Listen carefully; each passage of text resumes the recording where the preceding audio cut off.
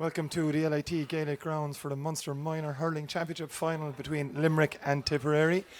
Limerick looking to win their 9th ever Munster crown at this level, while Tipperary are looking for their 41st. I'm joined in commentary by Kieran Carey. First of all, Ken Hogan will be joining us shortly. Kieran, just very quickly, Christmas week as it is, and it's still great to have hurling in front of us. Without a doubt, who would be thinking 4 or 5 days before the turkey, the ham, the goose or the gander, whatever you want to call it, that we'd be in the Gaelic rounds in the Munster Minor final, and it's a match I'm really looking forward to. I watched Limerick very closely against Cork, and they were very organised, got great scores, a lot of talent, and you can see the template of the senior team actually running through the whole minor setup. So it's a game actually I'm looking forward to. Weather conditions, as you said, for near enough the middle of December, perfect conditions with the hurling. I suppose I have seen the Gaelic round surface possibly in better condition, but for this time of the year, it's still fairly good. Ahead of this afternoon's clash, we caught up with both managers, starting with Limerick manager Diarmuid Mullins, and he's followed up by Tipperary boss Paul Collins. You can't plan for what life throws at you. You just have to roll with the punches and move on. When I became my grandfather's primary caregiver in March, my priorities changed. It was tough, but we made it work.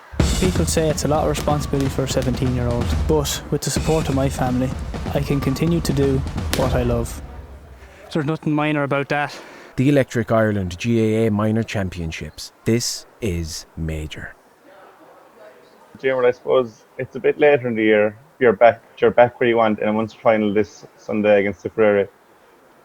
Yeah, a little bit strange, all right, leading up to Christmas. But we were delighted to have got over the line last week against Cork, and we're looking forward now to Sunday's game against Tipperary. So the lads are in good form.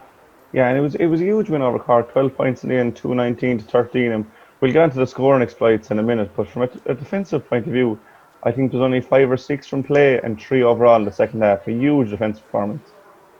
Yeah, the lads are really good. I suppose initially in the first half, Jack, Cork had 9 points on the board leading into half time, maybe 5 minutes out from half time. So you wouldn't be overly happy with that, but you wouldn't be worried either, I suppose, that we hadn't conceded a goal. But the second half, our defence was really, really good. And I suppose sometimes, in fairness to Cork, when you're chasing the game like that, maybe some of the shot selections that they went for were under a little bit of pressure during that time. But look, our defenders were really, really good last week, so we hope it's the same this week. And from an attacking point of view then, I suppose, not to single out any players, but I suppose Captain Adam English, he's quick fire double, kind of changed the course of the game, and he kept the foot to the pedal then for the rest of the game. Yeah, look, Adam got 2 great goals, and you mentioned that we won by 12 points for a finish, but really at that stage, the 2 goals were huge because they gave us a little bit of breathing space at half time. So he played really, really well. He was very good for us last year as well. But other guys, all the other forwards really worked hard, and in the 2 goals that Adam scored, there was great link-up play from the other forwards at that time, and they all contributed then with a few scores as well. So it was great. It was a great spread of scores last week. And you'll enter this Sunday's game as defending champions. How important is it that not only that you are coming in as champions, but did you have a lot of players from last year's final that know what it's like to play on the biggest day? Yeah, look, I think it definitely is a help. We've probably 8 lads from last year, that some that were playing all last year and some that were involved in the panel. And, that is useful going into the Munster final. They know what it's about, and you could even see in their performances last week, in terms of leadership, that it makes a big difference. But look, I think it's going to be very, very tight again on Sunday. Tipperary have played us twice in challenge games, and they've beaten us on both occasions, and they're a good side, and they were comfortable enough beating Waterford last week as well. Yeah, and just on Tipperary, that 2-13 win over Waterford, Tipperary always bring a huge pedigree, especially at minor level, so you're expecting a tough challenge. Yeah, they're a good side. They have a lot of players that played last year. I suppose maybe their minor team last year was with one eye on this year's championship, really. And you only have to look at the Harty Cup and look at all the Tipperary sides that are really involved in the latter stages of that competition over the last number of years. So look, I don't think there's going to be much in it. As I said before, we've played them twice. They were only challenge games, but still, we saw enough from Tipperary to kind of realise that they probably would be the team that would qualify from the other side. And if we were fortunate enough, we'd end up having to play them in a final. And I suppose it's not really much of an advantage playing in front of an empty stadium, but it's probably a huge bonus to the lads that they get to actually tug out for Limerick in a Munster final in the Gaelic grounds. Yeah, look, it's definitely good to be playing at home. Now, we didn't mind playing in Thurles last week. I suppose we were thankfully John Kiley gave us the use of the Abbey School in terms of our preparation. So we did a good job in terms of the timing and getting to play in Thurles, and we wouldn't have minded actually travelling back to Thurles this week and playing down there. But look, our lads will know the Gaelic grounds quite well from playing club games there. But I don't think it's a huge advantage, as you say, with no crowd. Really, it's a very, very level playing field between all the sides at this moment in time. And just on John Kiley there, obviously the senior hurlers are crowned All Ireland champions this weekend. It's probably a bit of a buzz for your lads that they can continue in that crest of wave or the wave of momentum that Limerick have at the moment. Yeah, I think, look, obviously seniors had a fantastic win, and as I kind of said last week to you, Jack, we're just trying to ensure that the players coming through will be players into the future that will be able to play at senior level. Some of them, and obviously, look, they're looking up to the senior guys and how they're performing all the time. And I'm sure that deep down there's ambitions among our group for certain players to try and join that squad in 4 or 5 years' time, and that's the plan. And just finally, and just on the squad in general, just an update. I know it's not the quickest of turnarounds, but still a week from the semi-final to final is quick. How are the lads just in recovery? We've been fine. The only injury we had was Dylan Lynch, unfortunately, got injured during the course of the game. He had a hamstring issue before lockdown, and unfortunately that came back during the game, so he had to go off after 10 or 15 minutes and won't make this weekend, which is a big shame for Dylan, all the effort and hard work that he's put in. But everybody else in our panel is fitting well, so we've 33 to pick from, and that's always a really, really difficult task for any game, and particularly for a Munster final. Paul Collins, or Tipperary minor hurling manager, I should say.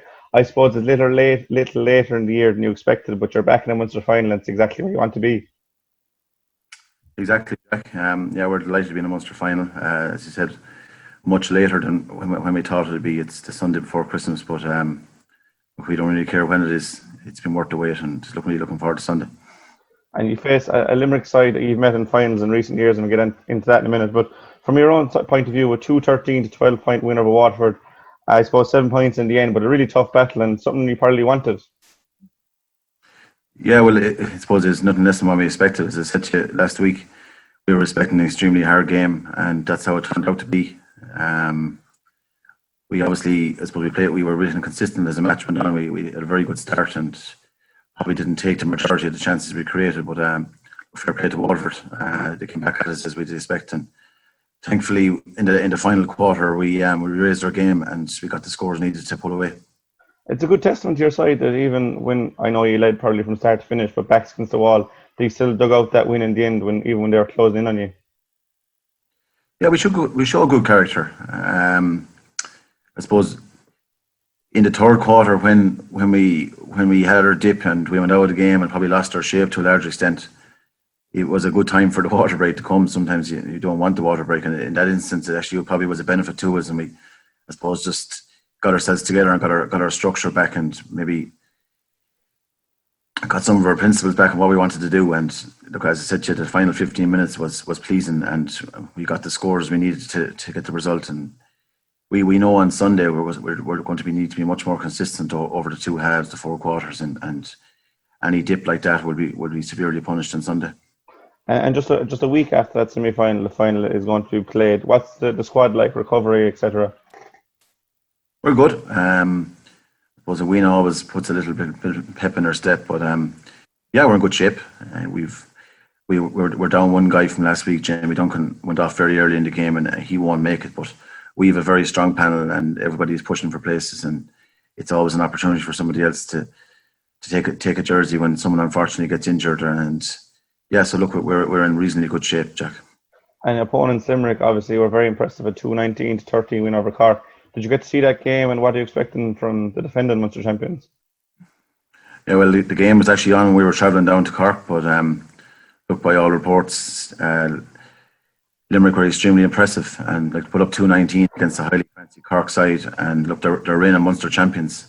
So look, they're going to be very hard to turn over. It's going to be a massive test of us, and like last Saturday, we're going to need to perform to that level and even more and more over a more consistent basis to come out with a victory on Sunday. And it'll be the fourth final meeting of the sides in the last 6 years. And that recent history is heavily favoured towards Tip, but I presume it won't be a factor this Sunday. No, I don't. I don't think it's a factor for these players, Jack. Look, they're only thinking about this Sunday's match, so any past results won't have any bearing on it, or the venue for that matter. We've played in Limerick already, so it's only down the road for us. And look, we're just happy to get our opportunity to play, and we're just ready. We're waiting to perform, ready to perform. And you mentioned the venue there. I suppose it's on in Limerick, but we know a crowd there probably won't be an advantage to either team. But how are the lads coping with playing in front of no fans when they usually would have been there before a big Munster game? Do they mind, or ease the pressure a small bit? Yeah, it's not something we really spoken about. You could argue that for minor players it could be a slight advantage, maybe a slight bit of pressure, but no, it's not something we've spoken about. I suppose we're trying to, especially with players, we're trying to focus on I suppose the task in hand and getting their performance every day. So the crowds have not been mentioned. I suppose the biggest barrier for our guys is that the guys outside our 24 can't travel again on Sunday, which is regrettable to say the least. But no, again, we're happy to be down there, and whether there's people there or not doesn't bother us in the slightest. And it probably wasn't a vintage year for the seniors in Tipperary, but yourselves in the 20s have a chance to claim Munster honours. It's a perfect opportunity for you to kind of bring a bit of joy to the county just for Christmas. Yeah, 20s had a fantastic victory the other night, and they're out on Wednesday night against Cork. So, yeah, great opportunity for us to, I suppose, get the ball rolling on Christmas week and get a Munster final win. But look, we're under no illusions. We're not even thinking about the end result. Performance is our number one goal, and if we bring a performance to the Gaelic grounds on Sunday, we have a very good chance of competing against Limerick. There are lots of different sides to Dublin, but nothing unites this city like the GAA. From Donabate to Dalkey, we all fly under the one flag. On May 16th, the Dublin Minor panel organised the Hurl for Hope for Pieta. Together, we hit 500,000 slitters in 1 hour to raise funds for those in need. There's nothing minor about that. The Electric Ireland GAA Minor Championships. This is major. Welcome back to the LAT Gaelic Grounds. The thoughts there of Limerick minor manager Diarmuid Mullins and Tipperary manager Paul Collins. Ken Hogan has joined us now. Ken, just before we heard from both managers there, myself and Kieran were just briefly talking about Christmas week. There's still hurling on the agenda. Of course, we've all experienced this year the difficulties of how the GAA have run a championship, etc. From your point of view, what have you made of the year as a whole? I think that as a year as a whole, it has been a huge success. I suppose coming from the club point of view, massive club championship games right throughout the country.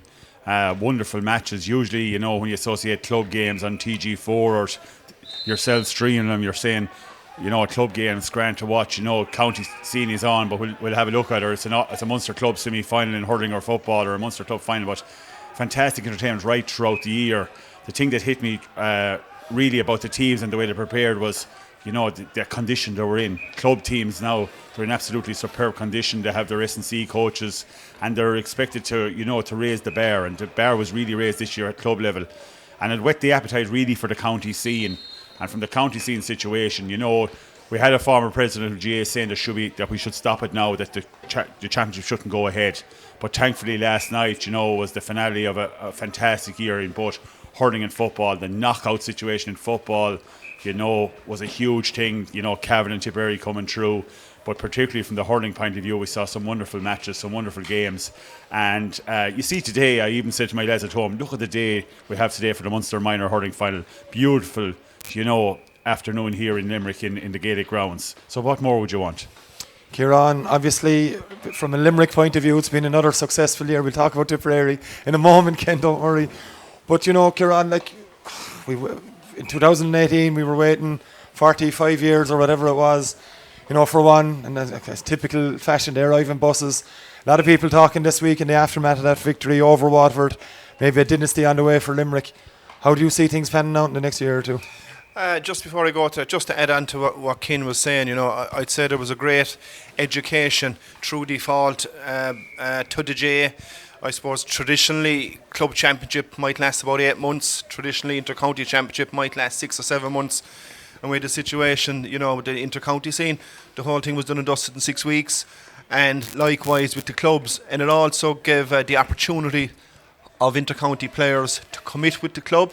And thankfully, I think they're going down that road because, every club likes to have their inter-county hurlers with them. But going back to Limerick, to be fair, I suppose the word that would come to mind is historic.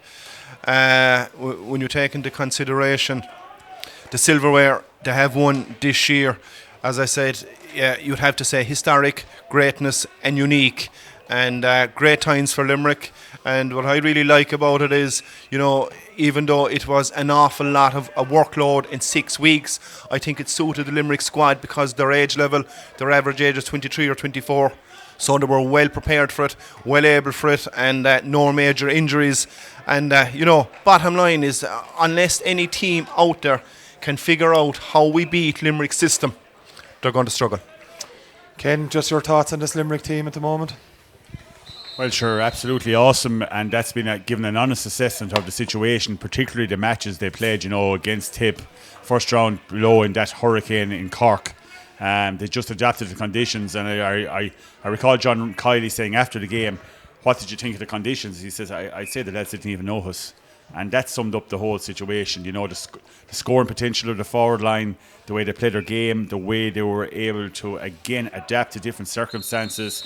Expecting Kyle Hayes to start as centre forward in that first round game, reverting back to left half back to become the best left half back in the country, at his ease, rampaging forward, like a quarterback. So from that perspective, added a total new dimension to this team. The likes of Peter Casey losing his place in the team, an outstanding forward that any County Louth would love to have. Seamus Flanagan, creating that space, using his build and his power to create openings. But I suppose the overall highlight of the year was the combination play of the forward line and the brilliance of Garrod, Hegarty and Tom Morrissey. If one wasn't producing it, the other fella produced it. But at one stage in the second half of the game, you're wondering who is going to win Hurler of the Year. Is it going to be Tom or is it going to be Garrod? They were so, dominant. And, you had Keane there in the middle, running the whole show, can play at centre forward, wing forward, midfield. He could absolutely play anywhere. And from that perspective, to score 30 points, you could hear it. I don't know, did you hear it, Kieran? But we could hear it at home on the TV. Get to 30. There were 28, I think, with about 4 minutes to go. They wanted to reach that threshold of 30. So that was the motivation factor. There was no lying down. They played Waterford twice. Waterford gave it their absolutely best shot. But the dominant team in the country this year, league and championship, we have to hold our hands up and say, well done, Limerick. From Tipperary's point of view, Ken, disappointing year in trying to retain the All-Ireland Championship. By far off the pace from their own standards. It's hard to really argue with that. But do you see Liam Sheedy envisaging too many changes next year, or really try and keep things the way they are and just try and improve from within the squad? Well, I suppose the biggest advantage this year, I suppose maybe all teams will have it, but Tip will have it as well, is the fact that there's light at the end of the tunnel. We're back again in January, the 15th of January. I think teams can get together. Please God, COVID will be at bay. But from that perspective, it means that Tip can get back in the horse as quickly as can. I think this year we have got to write it off. I think we played poorly against Limerick. We gave it our best shot. We conceded after getting a great goal from Jake Morris. We conceded straight from the puck out. Tom Morrissey again, the man, into Gillan, and after that we were chasing our tail. So from that perspective, I feel that a good win against Cork. And also played very well against Galway. And the 2 yellow card syndrome again, which is not quite common in hurling nowadays. But from that perspective, Cathal Barrett, we obviously were disappointed about that. I'm not using it as an excuse, by the way, but we were very close to Galway. And Galway gave Limerick a tough game, and the Cathal Mannion situation and Joe Canning near the end. So, in sport and in hurling, as Kieran will tell you, you can be dominant or you can be the top team, but you're there to be taken down as well. And Limerick are All-Ireland champions, by a mile, in my opinion. But come the new year, come 2021, there'll be a new challenge, and I think Tipperary and any other team in the country will be trying to raise the bar again and get back on the horse. Kieran, transferring to today's game, it's Limerick and Tipperary again. I know from speaking to you before we went on air, you were mightily impressed with Limerick's win over Cork. Yeah, without a doubt. And young Ethan Hurley and Adam English, both of them who are survivors from last year, both of them played a big part last year. And watching them against Cork, I suppose the one thing that hit me really was how well coached, how well managed they were, very organised, and it was obvious it's a template of the seniors as well. So an awful lot of teaching put into that squad, and on that particular performance, they will take a bit of beating, especially Adam English is going to take a small bit of holding. He got 2 outstanding goals that day, a fine, big, strong, physical player. But having said that, it's fairly rare I see Tipperary poor at minor level. They're always strong. So, I expect a very close, tight contest today. Ken, from Tipperary's point of view, back in October, a win over Kerry, followed up by a tough game against Waterford last week. Have you been impressed from what you've seen from them so far? Yeah, this Tip team is a sort of a second year in motion because of the fact it was their first, Shane McGrath and of course Paul, the manager, it was their first year in the block last year. They were coming in after a very successful minor team with Liam Cahill. I think they were disappointed last year, and the lads were very disappointing throughout the year to campaign. They got a tough campaign in the round robin, but this year they've come of age. They are at the age now where they need to be consolidating their positions as regards being inter-county hurlers. This is a development. This is they're still only under 17, but Tony Cahill at full forward, Michael Corcoran, our captain, at centre back, and of course Jack Leamy and Conor McKelvey. They were there last year and actually acquitted themselves quite well last year as 16 and 15-year-olds. So from that perspective, we're expecting a great final. It was great to get over Waterford down in Cork, but of course Cork or Limerick had a huge win, in extra time, to score more in extra time than they did in normal time. That's a fair feat in itself. So we were just chatting here, who's fancy to win it. At minor level, I suppose it's hard to fancy anyone because you never know what players can produce on a given day, considering their relatively young age.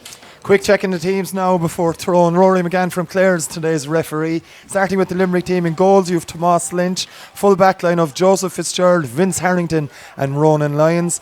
Billy Monno, Ethan Hurley and Sean Whelan make up the Limerick half back line. John Kirby, son of Limerick legend Gary, in midfield for Limerick, wearing number 8. He's joined by Barry Duff. Adam English captains the Limerick team from right half forward. He's joined in that line by Liam Lynch and Shane O'Brien. And the Limerick full forward line is Luke O'Connor, Patrick O'Donovan and Liam Dennehy is the only change from that victory over Cork. Over to the Tipperary side now. They show 2 changes from the team that beat Waterford in the semi-final last weekend. Jason O'Dwyer keeps his place in goals. He's joined in the full back line by Danny Slattery, Robert Doyle and Philly Hayes, who comes in at left corner back. Cathal Quinn and Michael Corcoran, the Tipperary captain, are joined by Luke Shanahan in the tip half back line. Midfield sees Dara Stakelum, partner Peter McGarry. Conor McKelvey, Kieran McCormack and Jack Leamy are in the Tipperary half forward line, while the tip full forward line sees Sean Kennelly, Tony Cahill and David Fogarty complete the Tipperary side that are managed by Paul Collins. Kieran, we're a few minutes away from throwing. Ken mentioned very hard at minor level to pick out a favourite. Who are you going with? And he's right, minor level can be very difficult. But, myself and Kim, we were chatting off air there, looking at the names that's popping up. You've Michael Corcoran centre back, you've Jack Leamy playing, you've Tony Cahill playing, a family tradition again. And on the Limerick side then, you've Luke O'Connor there, you've Adam English there, you have young O'Donovan there. So, as we mentioned, John Kirby as well. And John Kirby, tradition is great. Yeah, but it is very hard to actually pick, obviously, I'm not going to let on. I know an awful lot about the Tipperary setup in a minute, but it will take a fair team to beat this Limerick team. But sizing up the Tipperary team in the warm-up, they look very big, look physical, and they look well able to hurt. So I'd say it'll be fairly close. Ken, what are you expecting from Tipperary today? An improvement from each game, and game is what the likes of Paul Collins and Shane McGrath will be looking for. Oh, without a doubt. And at that level, you're trying to develop players and get the best out of them and get them to play to their potential. And in minor finals, sometimes, the occasion can take over. But today, it's a beautiful day. The pitch is good. I'm expecting a great game, a wide open game. Isn't it a huge bonus, the week before Christmas, that this minor final has been played here? And I think it's a bonus that both teams are involved, and I think they will look at it and say, let's scratch the nettle now, let's go for it. And I think the team that will play on the day and play up the form will probably get there. Just pause now for a minute's silence.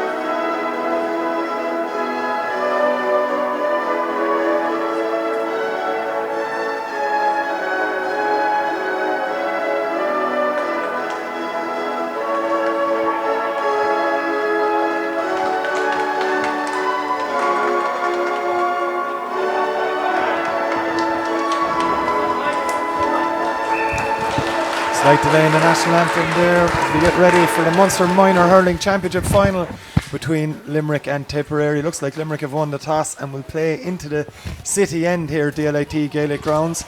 They will have the advantage of a strong enough breeze heading into the town end.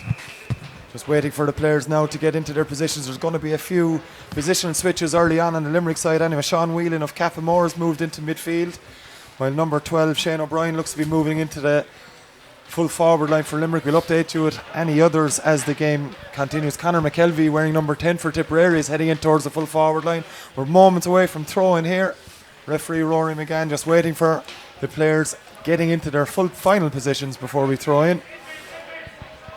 Gorgeous game, we're underway here. It's Limerick trying to win it straight away, but it's Tipperary that have won the first possession and will have a free in the middle of the park end and a chance to go in straight away. Yeah, very quick free, and of course it's right in the middle of the park. Not the simplest of frees for Jack Leamy, but if he can convert this, you know, he's off to a great start. Jack Leamy looking to gain a couple of metres, and he's successfully done so before he takes this one. The linesman not been too harsh on him on this stage, so it's Leamy from a couple of metres inside the Limerick half. It's a good strike from the Tipperary number 12. Does it have the accuracy? It certainly does, and a perfect start for Tipperary here. 36 seconds on the clock here in the Munster Minor Hurling Championship final, and Ken, he'll be delighted to start like that. Yeah, great start, great score for a young fella like that, but Jack is a cool man. Limerick keeper now, Tomas Lynch, getting ready to puck this one out. Goes down to his right hand side. Limerick looking there. They're there first. It's Adam English. Brilliant catch from Adam English, the Limerick captain. Gets the ball away to Sean Whelan. Whelan under pressure. Gets the pass away to English again. Shot from Adam English. It doesn't look like it has the accuracy. Gone to the left and wide. Bit of a pot shot here on, but what a catch to start the move. Yeah, very unlucky, and to be fair, went up to catch it. The halfback fairly pulled, tapped it out, and ball back to him, and just went wide. But a great confidence booster for him. So you know he's going to be on song today when he wins his first possession like that out the sky. Puck out now from Jason O'Dwyer. Breaking ball. Tip looking to win it. They're there first, and with it is Jack Leamy. In fact, it's not Jack Leamy. It's the corner forward David Fogarty. He's gone over the sideline with the ball, and it's going to be a Limerick sideline cut. It's going to be taken by John Kirby, wearing the red helmet in midfield. Had an outstanding Limerick under-21 campaign with Patrickswell. Some superb scores taken by the Limerick midfielder. Goes for low one down the line with the sideline ball. It's kept in play by the Limerick centre forward. That's Liam Lynch. Lynch with a good ball into the full forward. Patrick O'Donovan unable to win it, and Tipperary are back there in numbers. Two men back there. It's Danny Slattery that has it for Tip. Coming out with possession. He's coughed up. But there is Luke Shannon for Tipperary. He's been fouled. And Ken, good start for the Tipperary full back line. Yeah, and you can see both teams are very well prepared. It's very intense, and Michael Corcoran won the ball, and Luke Shannon came to the rescue, and just that foul around the helmet. So relieving clearance now to be taken by Peter McNally. Free inside the Tipperary 45-metre lines. Peter McGarry hits it long. Adam English is up there again. Brilliant take from the Limerick captain for the second time. Great work from the Doolman. Gets the flick away into Liam Lynch. Lynch now on the run for Limerick down this right hand side. English has continued his run. Lynch has overcarried it. Gets the pass away. Does brilliantly to do so. Great flick away from McGarry as English tries to take it. And Tipperary now looking to clear. English has fouled the Tipperary defender. But Kieran, that's 2 catches out of 2 from Adam English. Very impressive start. Yeah, and very similar to Tom Morrison, Gerard Higger. He caught it there behind the Limerick half back line. So it just shows you the template. They're definitely working off it. Peter McGarry now to take this free for Tipperary, who lead 1 point to no score in the early stages of this Munster Minor Hurling Championship final. It's a foot race between Cahill and John Kirby. Kirby's won it, gets the pass away to Billy Molyneux. Molyneux unable to gain possession though, initially anyway, and still Molyneux struggling. Maybe a bit of nerves in the early stages there. He's done well eventually. Gets the pass back to his midfielder, Barry Duff. Duff from Mungret St. Paul's gets a low one into Liam Dennehy. Dennehy now on the run for Limerick. Shooting chance, brilliantly hooked by the Tipperary defender. And Dennehy still going for Limerick. Needs a few options here. Liam Dennehy flicks it across. There's no one there initially from a Limerick point of view. Keeper from Tipperary does very well, Jason O'Dwyer. Safe option taken. And McGarry now has it. In fact, it's Michael Corcoran, the Tip captain, delivering. There's a loose man there for Limerick. Not one cleanly though. It's kicked out by Vince Harrington, the Limerick fullback. John Kirby's going to pick up the pieces. Doesn't get it into the hand though. And Tipperary, brilliant work there from the cornerback. Gets the pass away. Flicked inside. Brilliant pass inside from Jack Leamy. Tipperary are there in numbers. It's David Fogarty that's there for Tip. In fact, it's not. It's Sean Kennelly. Limerick trying to crowd Kennelly out of it. He's still on the run. Kennelly with the shot. Can he double Tipperary's advantage? He certainly can. And Ken Hogan, brilliantly worked score. A wonderful score by Sean Kennelly. A great ball across from Jack Leamy. Wonderful work by Jack. I had serious angle there to put the ball over the bar. Huge boost for him. 2 points to no score in favour of Tipperary. 4.5 minutes played. 2 attacks from Tipperary and 2 scores. Brilliant work from there. Brilliant accuracy so far in their attacks. Long puck out from Tomas Lynch. It's batted away by Michael Corcoran. And Tipperary are on the go again here. Centre forward has it. That's Kieran McCormick. McCormick with the shot. Does he have the accuracy? It's dropping. It's caught easily by Tomas Lynch. And gets the ball safely out to the sideline. It's going to run out over the sideline. But Kieran, a confidence boosting one for the keeper there. Nice catch. Yeah, without a doubt. And great defending under Corcoran. It's rare you see a half back going up now. They all seem to go up and catch the ball. Lovely, simple defending, batted forward. But Limerick will have it all to do because Tipperary look very strong and a lot of skill in their team. Emphasised that point was Kieran Carey as Tipperary win another free. And a chance to go 3 points to no score. It's going to be a relatively easy one, you would imagine, for a player like Jack Leamy. Outstanding free taker so far in this Munster Minor Hurling Championship.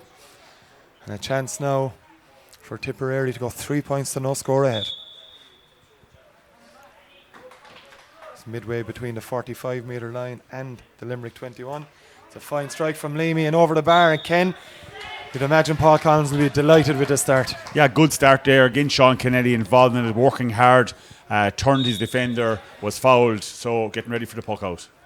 Tomas Lynch now goes over long down that far side. Liam Dennehy's up for Limerick. It breaks down, it breaks to Liam Lynch, one of the main scorers on this Limerick team. Gets the hand pass away.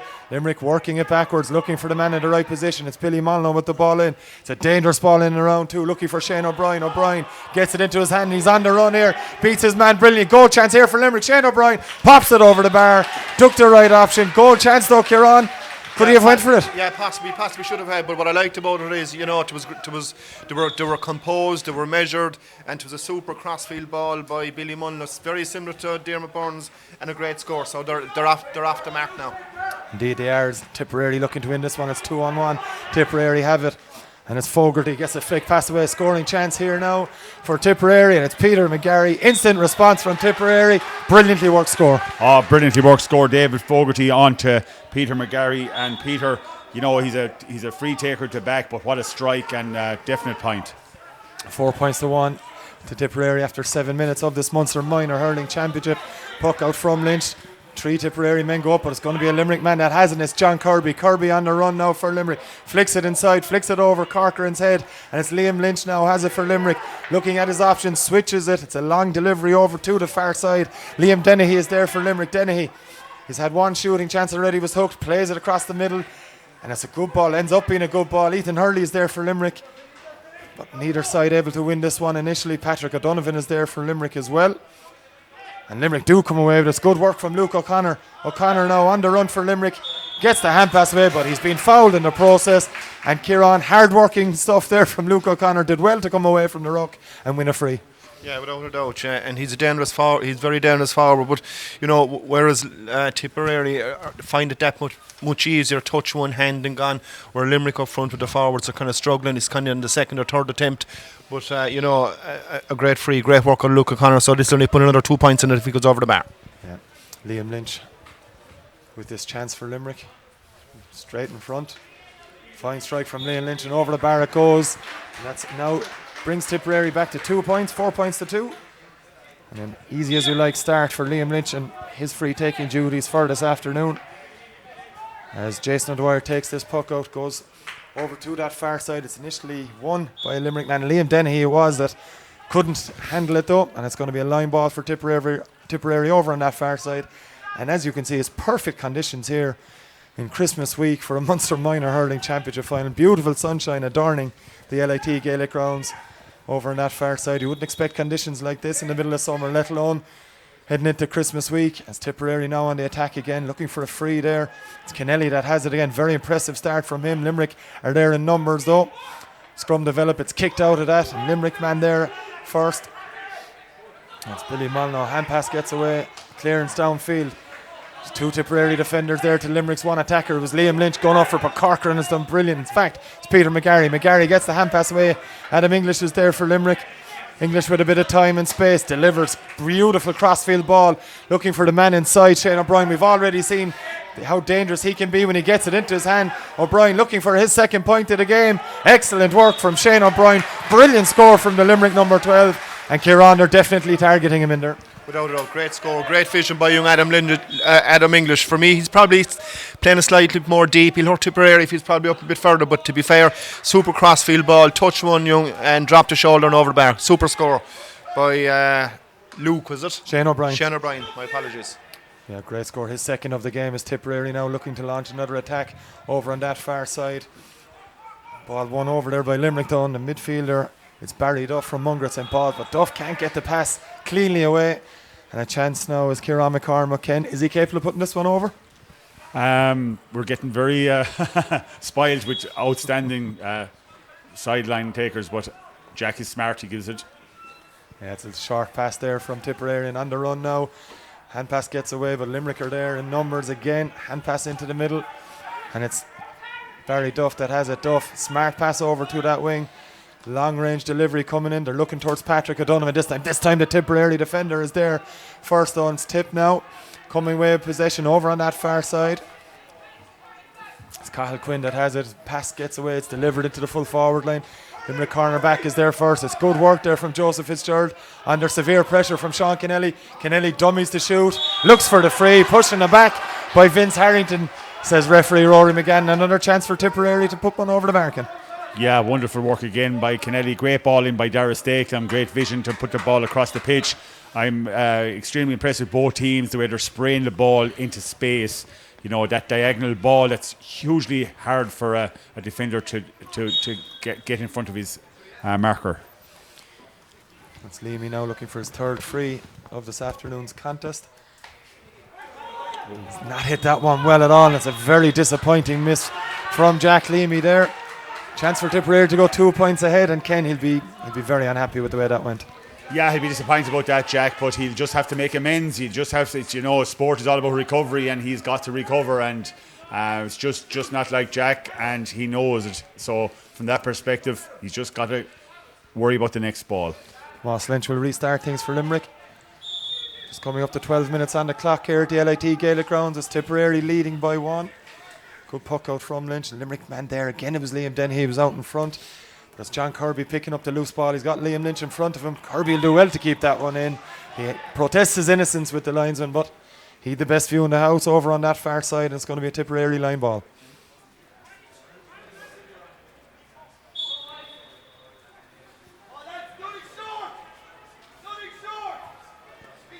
Luke Shannon takes this one quickly. It's a short one. His cornerback colleague there, it's Danny Slattery. Great work from Liam Lynch, putting on the pressure from a Limerick point of view. But Tipperary still with possession.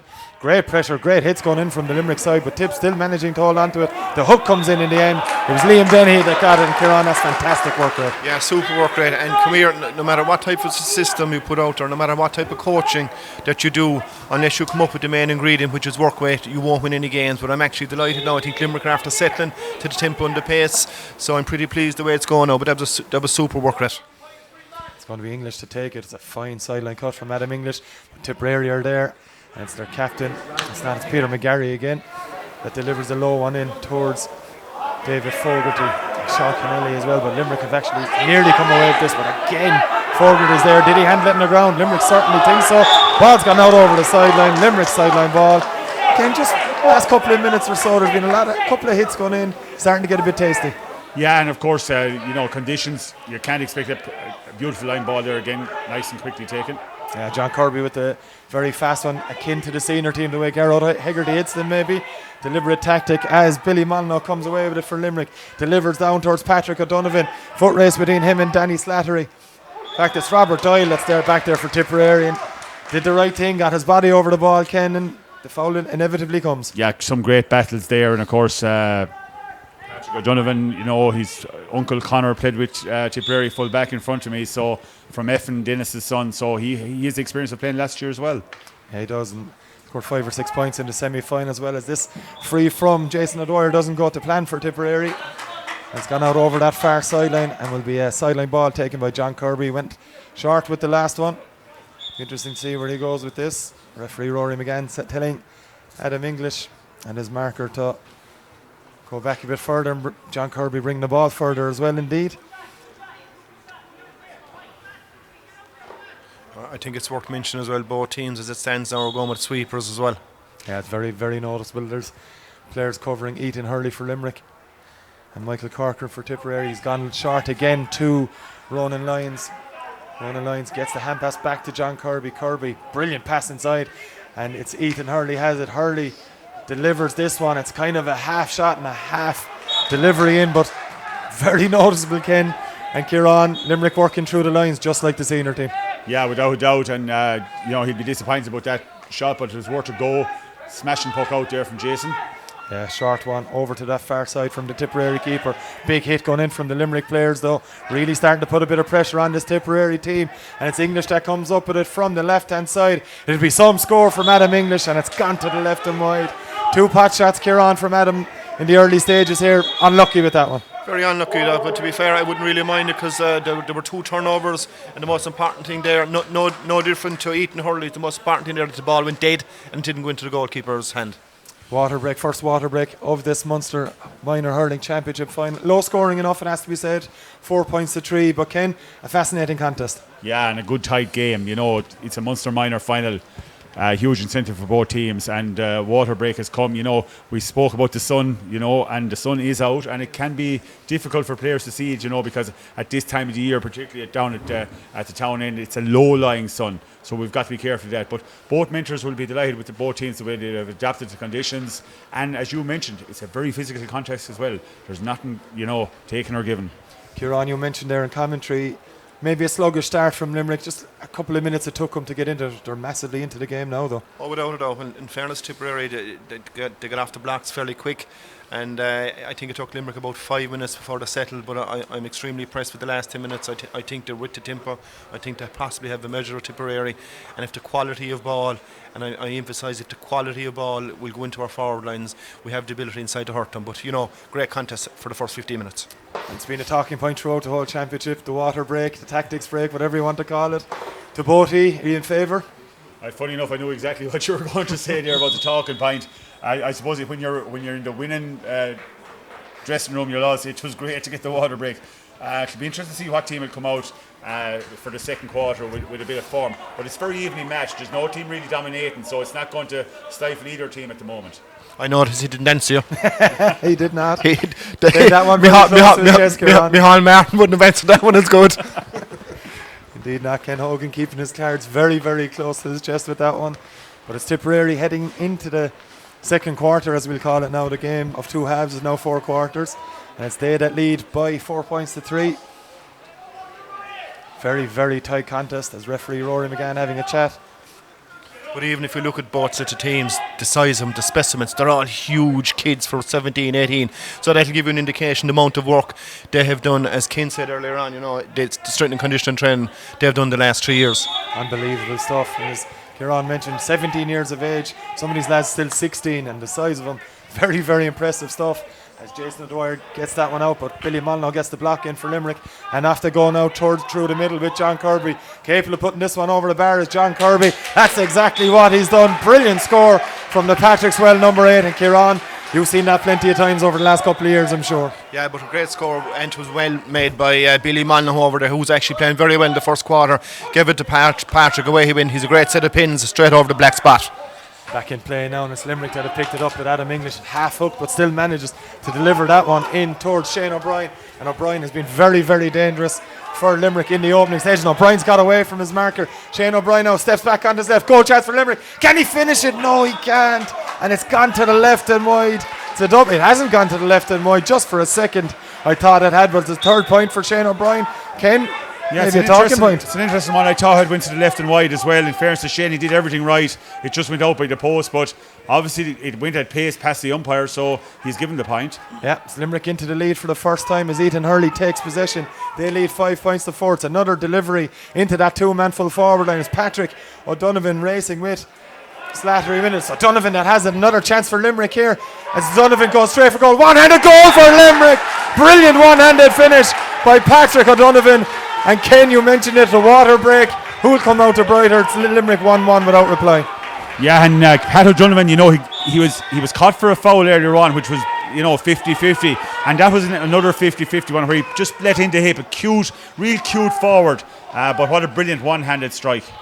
That's Limerick now just starting to dominate this a little bit. It's Ethan Hurley that has it under pressure from Kieran McCormack and McKelvey there, Conor McKelvey. It's developed into a bit of a ruck right on the near sideline here at the LIT Gaelic Grounds. Referee Rory McGann calls a halt to Kieran.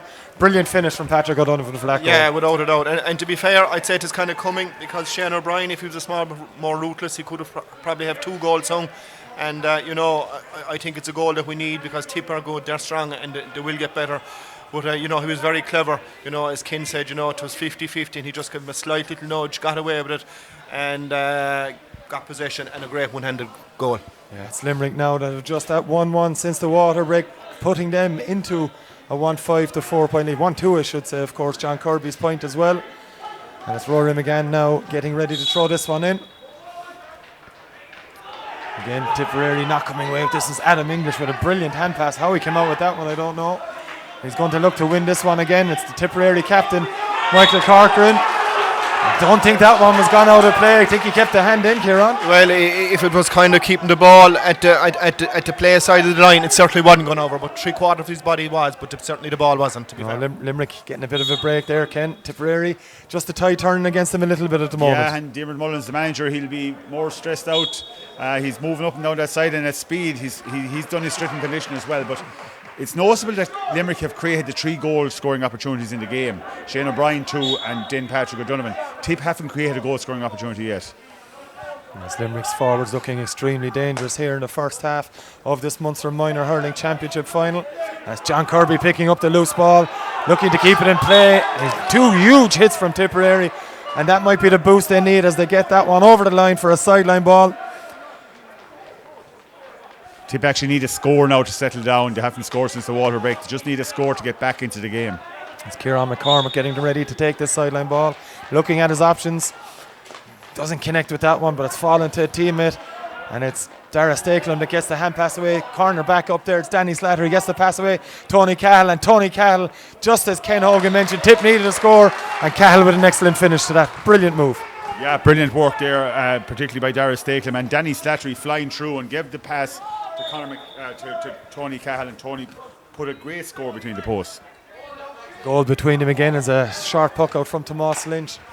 Long one down from Rory Duff, and that's proved fruitful for Limerick in the opening stages of this game. O'Donovan has it again here, and Patrick O'Donovan, he likes to run very, very straight. He's been hit high with a tackle there. It's Cahill Quinn with the foul, and Cahill Quinn's going to get a little bit of a talking to, but Kieran, it's very clear what Limerick need to do in this game. That was bog standard. That was Thomas Lynch to Barry Duff. Quick ball in there to Patrick O'Donovan. And to be fair, I think he played for the free. He was falling a bit unlucky, but they appear to, as I said, when the quality of ball goes in, we have the ammunition up front to kind of hurt them.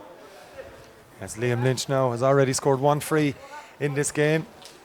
Limerick being a goal up, 1-5 to 5 points. This will put them back into a 4-point lead following that excellent score from Tipperary. It's a good strike from Lynch again, and it's over the bar. And Kieran, a 4-point lead for Limerick after 20 minutes. Yeah, and our big boys are coming to the party as well. Vincent Harrigan very well, Ethan Hurley playing well, John Kirby coming into it, and I suppose the standout player presently up to now, Adam English, has a huge influence in the game as well. Tipperary now coming away with this one. It's Cahill Quinn, chased by Liam Denny. Quinn, great run from the Tipperary right half back at the moment. He's still going, is Quinn. Looking at options now. Denny tripped him.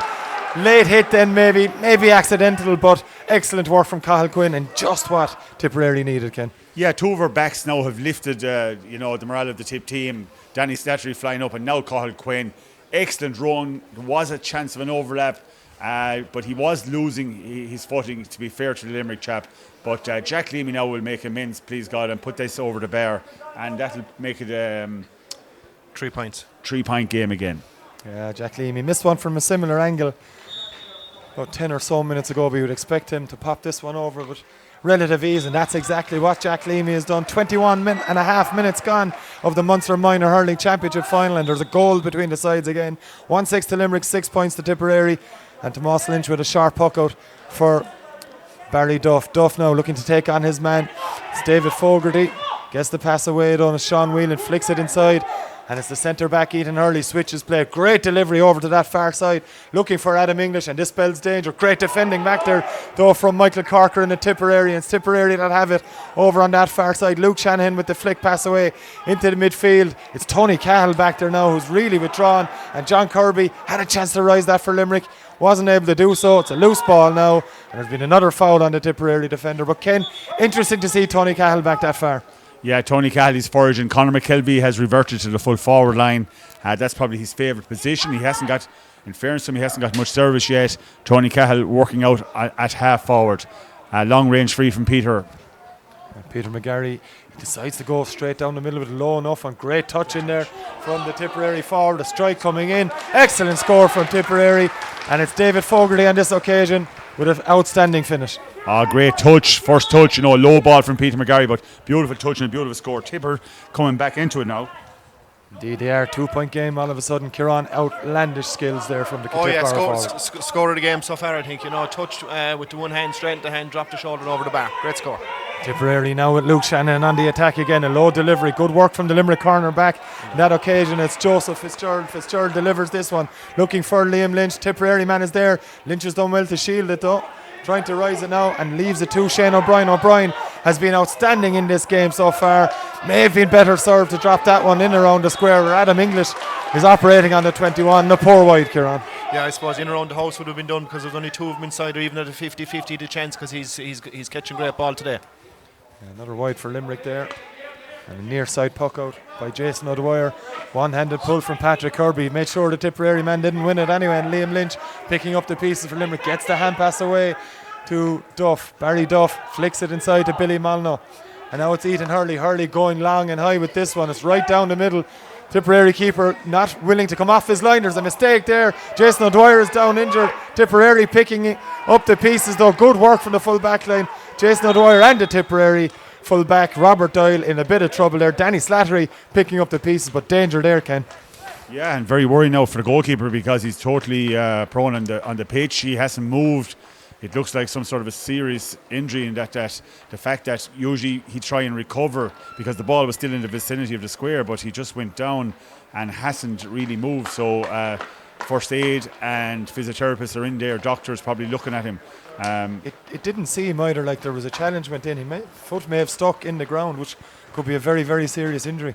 He actually did very well to win the ball because the ball stuck and it looked like the forward may get there, but he actually got his hurley to the ball. It was wonderful work by Jason. Please God, now he'll be okay. And Danny Slattery coming across then to completely avert the danger where it looked at could have been a goal for Limerick. Yeah, Danny Slattery very solid here today. Yeah, the big one here is the injury. I don't know.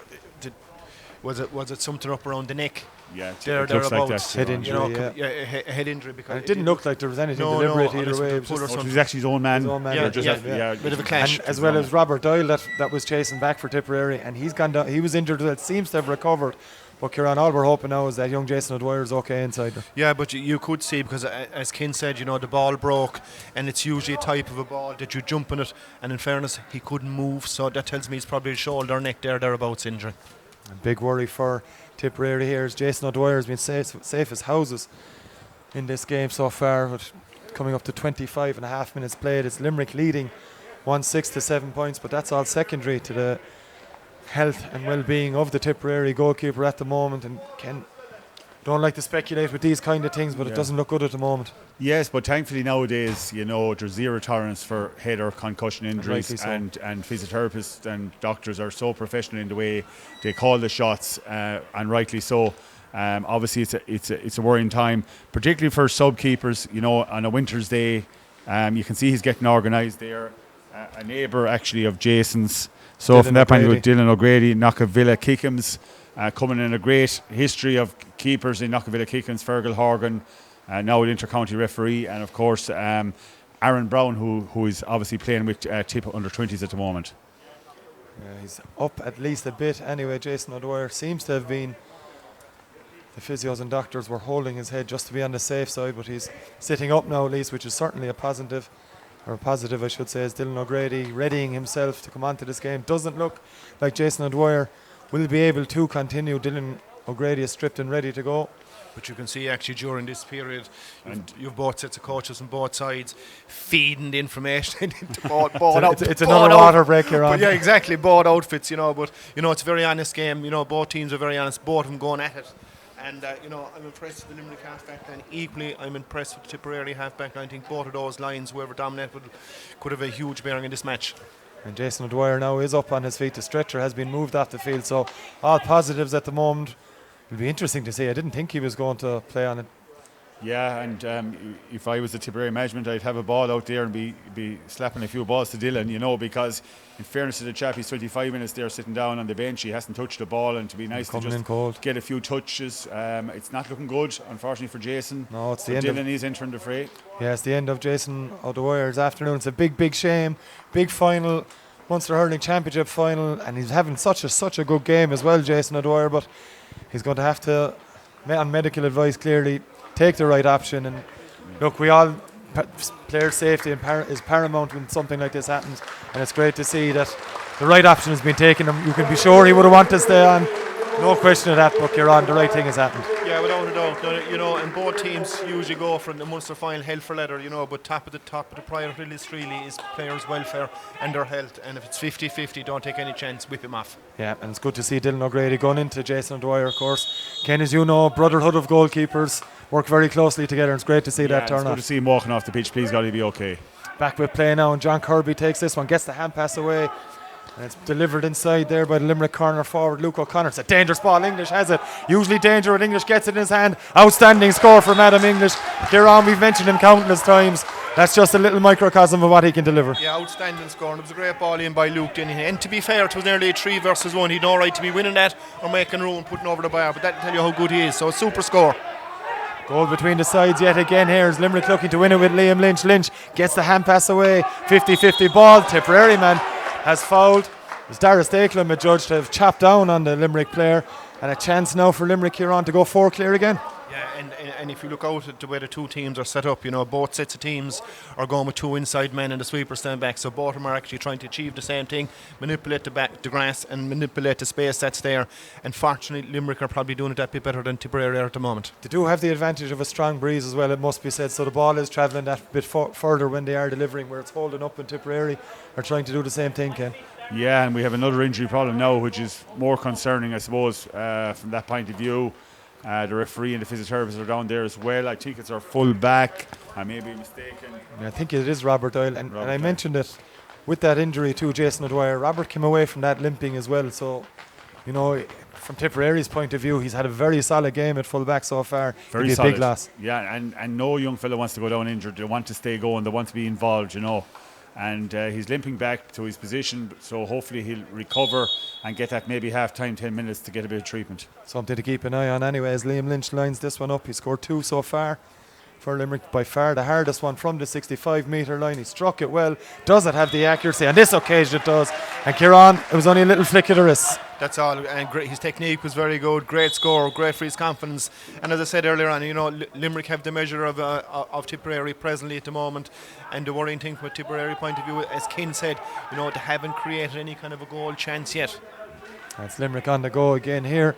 John Kirby flicking that one along, but Tipperary are back there. Good work over on that far side from Luke Shannon. Coming away with it, gets the hand pass away now. Shooting chance here. Delivered into the full forward line. It's a dangerous one. Fogarty's there again. Brilliant take from the Tipperary corner forward. Gets the shot away. Does it have the accuracy? He has the advantage of a free either way. An outstanding score. An outstanding score, and a highlight of it was that to win his own ball in the air. Turn, and a lot of persistent fouling on him as well. Like he's been fouled 2 or 3 times now, Sean, at this stage. Yeah, anytime the ball goes into him, he's getting joy. So he's a handful for the Limerick full back line at the moment. Goal between the sides yet again here, and a little bit of a scrum developing from that puck out from Tomas Lynch. Both sides looking to win. It's Billy Molyneux that got to it first for Limerick. Not given a free though by the referee. The Limerick sideline protesting on that one, but it's Tipperary on the go again here. Hand pass in the way to midfield. Chance now from Cathal Quinn and run. It was a high shot from Patrick O'Donovan. No question about that one being a free. And Ken, a chance to go 2 points or bring Limerick lead back to 2 points. Yeah, and the tip half back line now are getting back into the game. Cathal Quinn is foraging forward. Michael Corkering is sweeping at the back. We mentioned about the sweepers and the importance. Both sweepers are dominating. Now Jack needs to strike this between the post to give us a little bit of hope at half time. Yeah, Leamy now with this strike. Tail on that one again, I think, and it's gone to the right and wide, and their chances, Ken, that Tipperary really need to be taking. Without a doubt, and Jack will be disappointed about that now. Puck out again, Tomas Lynch goes long, should end up midway between the 65 and the 45 metre line. Breaks for Tipperary initially, good pick up from Kieran McCormick. McCormick now chased by a number of Limerick players, Liam Lynch, and on that occasion Sean Whelan. Great work rate again, Kieran, you mentioned it a while ago. Everything with every team starts with work rate, and excellent work from Limerick yet again. Yeah, super turnover again. The Tipperary fellow was coming out like a train, and 3 Limerick players around him and put him under so much pressure. He probably carried about 4 to 5 yards. But Tipperary, 2 frees, they're the kind of bread and butter frees really. You need to be nailing in a Munster final. So hopefully, unfortunately, we'll be hoping from a Tipperary point of view that it won't come back to bite him. And Lynch now to make what could have been a 2-point lead into a 4-point lead. A beautiful strike from the Limerick centre forward. And Ken, you're not going to see too many better struck frees than that. And look, that's the difference at the moment. He's after striking a few very difficult frees. Savage points by Liam, 198 points in favour of Limerick. A 4th free from Liam Lynch. The puck out's brilliantly won by Patrick O'Donovan. O'Donovan on the run. He's got options. Gets the pass away. It didn't go to hand initially. Limerick looking for another free there. Referee Rory McGann says no. Play developing here. Still on the ground is the ball. There's Luke O'Connor trying to win that one for Limerick. Initially still neither side able to come out with it at the moment. The feature, of course, of modern hurling, these scrums developing in every time. Possession so vital for each team. Tipperary now getting the win. It's flicked away. It's brilliantly won over on that far side by Jack Leamy. Leamy delivers long, straight down the middle. Limerick are there in numbers. Have the extra man. There's an excellent catch. Dropped on the last occasion there by Conor McKelvey. Still Limerick can't get rid of the ball though. And it's Tipperary hoping to get a break in around the Limerick 21. Much needed score it would be for Tipperary, but neither side again able to gain clean possession until McKelvey gets it himself. Conor McKelvey on the run, and you have to say, and that's absolutely outstanding work. Savage work, and we haven't seen Conor McKelvey simply because he hasn't been given the service. I think we have to acknowledge that the Limerick forward line are getting a way better service than the Tip forward line, and we're working with scraps, but now this is a chance for Jack to put a ball between the post, Jack Leamy, and to put a goal in it, probably coming up to the half-time whistle. Robert Doyle, it's a big blow for Tipperary. Robert Doyle is unable to continue here. His day is over, sadly, from his point of view, and a substitution for the Tipperary side. It's going to be number 19 coming into the fray. That's Mike Fitzpatrick of Drummond Inch, as Jack Leamy pops that one over the bar. But Ken, just to emphasise, that's a big blow. Yeah, 2 substitutions, in the first half of the game. Through injury, that's disappointing to say the least. Just coming up to 35 minutes played, of course, we had a long injury delay for that injury to Jason O'Dwyer, the Tipperary keeper now, as Patrick O'Donovan delivers this one in towards Shane O'Brien. O'Brien has had a very good game. That's much more like it. It's Fitzpatrick, the man just onto the field, right up on Shane O'Brien. Great work from the Tipperary defender, but they're unable to get it clear, and it's Liam Dennehy that has it for Limerick. Does brilliantly to get the flick. An excellent catch over there by Tony Cahill, the full forward, playing well out the field on this occasion. Ethan Hurley looking to win the loose ball for Limerick. It's won by Leamy. Leamy pulls in it. Tipperary have an overload of numbers here maybe. Flicked inside. Chance here for Conor McKelvey. Kelvey with just brilliant flick away from the Limerick cornerback. It was the vice captain Ronan Lyons. Joseph Fitzgerald has stepped over the end line, but Kieran. Brilliant work from Ronan Lyons to take away the goal chance. Outstanding defending, but he was very aware there was a Tipperary man coming in behind him, and he had the left eye on him for a minute. I thought he missed the ball, but he waited, and it was a beautiful dispossession. And the art of proper defending, there's still room for it, and there was one very good example of it. Brilliant work from Ronan Lyons. Outstanding flick away as Peter McGarry has taken over the long range free taking duties for Tipperary. Look to put 2 points between the sides. It's a fine strike from McGarry. Does it have the accuracy? It certainly does on this occasion, Ken. And as the half-time whistle blows, a big boost for Tipperary. Big boost for Tipperary. Great strike. Very impressive player today, Peter McGarry. The St. Mary's man has been absolutely excellent. And Tip are well in this game. 2 fine teams. I must compliment both teams. Very skillful, playing with great intensity, and a really top standard game for this time of the year. Kieran, Limerick going in with a 2-point lead as Ken alluded to. Will they be a little bit disappointed not to be further ahead? No, really. I'd say from the Tipperary point of view, if they converted probably most of their chances, probably would be level or possibly a point up. But, the big difference really, as Ken said a while ago, it's the quality of ball that has to go into your forward. And 9 times out of 10, if it's 16-40, your forward has a great chance. But it's 50-50, your defender has equally a great chance. And I think that's where Limerick are edging it at the moment. The quality of ball going into their forwards probably slightly better. Half-time here at the LIT Gaelic Grounds in the Munster Minor Hurling Championship Final. It's Limerick leading Tipperary 1-9 to 10 points. We'll be back with the second half action shortly. COVID-19 has affected us all differently, but some are a lot more vulnerable than others. I saw firsthand how hard it was for people living with cystic fibrosis and wanted to do something. The entire GA community got behind the project as we looked to pass the slither, not the virus. We can make a major difference when we all come together. There's nothing minor about that. The Electric Ireland GAA Minor Championships. This is major.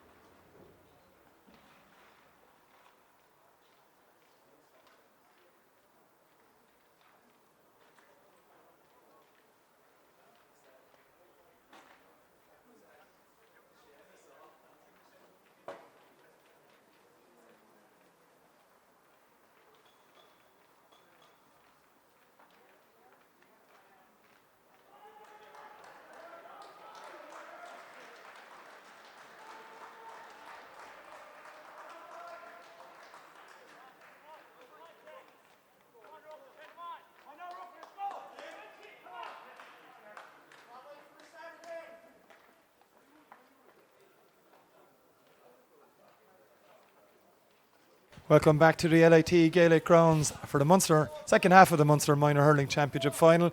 It's Limerick leading 1-9 to 10 points after that first half. Tipperary will have the advantage of a strong breeze into the city end and playing from left to right. There's a sub on the Limerick team. Number 21, Sean O'Neill from Blackrock is on. We'll try and confirm as quickly as possible who he's replaced. Offhand, you'd imagine that it's Barry Duff from Munster St. Paul's that's come off. We'll try and confirm it, as I said, as referee Rory McGann gets us back underway for the second half. And just like the first half, Ken Hogan, it's a very quick free for Tipperary. Very quick free, and Peter McGarry is going up to it straight away. Jack Leamy scored a wonderful score at the very start, but Peter is taking responsibility for this one. Just confirmation of that Limerick sub. It's not Barry Duff that has come off, it's Liam Dennehy that has exited the Limerick team at half time. As McGarry lines this one up, scored the last point of the first half from a long range free. He does have the advantage of the breeze, 10 or so metres further in distance than that one at the end of the half. It's a fine strike from McGarry. Does it have the accuracy? On this occasion it's gone to the left and wide. And Ken, by my count, that's 3 scoreable frees for Tipperary missed.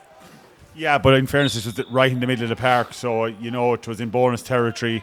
Obviously there is a breeze there, as you mentioned, so from that perspective Tip have to make it count. Tomas Lynch goes along with this one. It's going to drop in around the 65 metre line. 2 Tipperary players come up, and it's Cathal Quinn that comes away with it. Loses initially, but does well to bring it back. Does Cathal Quinn. Long delivery into the full forward line. Conor McKelvey battling with Vince Harrington. Brilliant pickup from Harrington, and a quick clearance as well. Low one works out for Limerick. And it's Sean O'Neill, the Limerick sub introduced at half time, does brilliantly to get the hand pass away under severe pressure. And there's a foul by Kieran McCormack on Sean Whelan. Kieran, your first bit of action in a minor hurling final, you did very well. Yeah, very well. And actually, it was a great bit of vision when his hand passed well, slightly pushing back and got there free. And I suppose really I'm of the belief, even though there's water breaks, usually most games are determined at half time. So it's the team really that's going to show the most hunger for the first 7 or 8 minutes here, probably will the team that'll push on.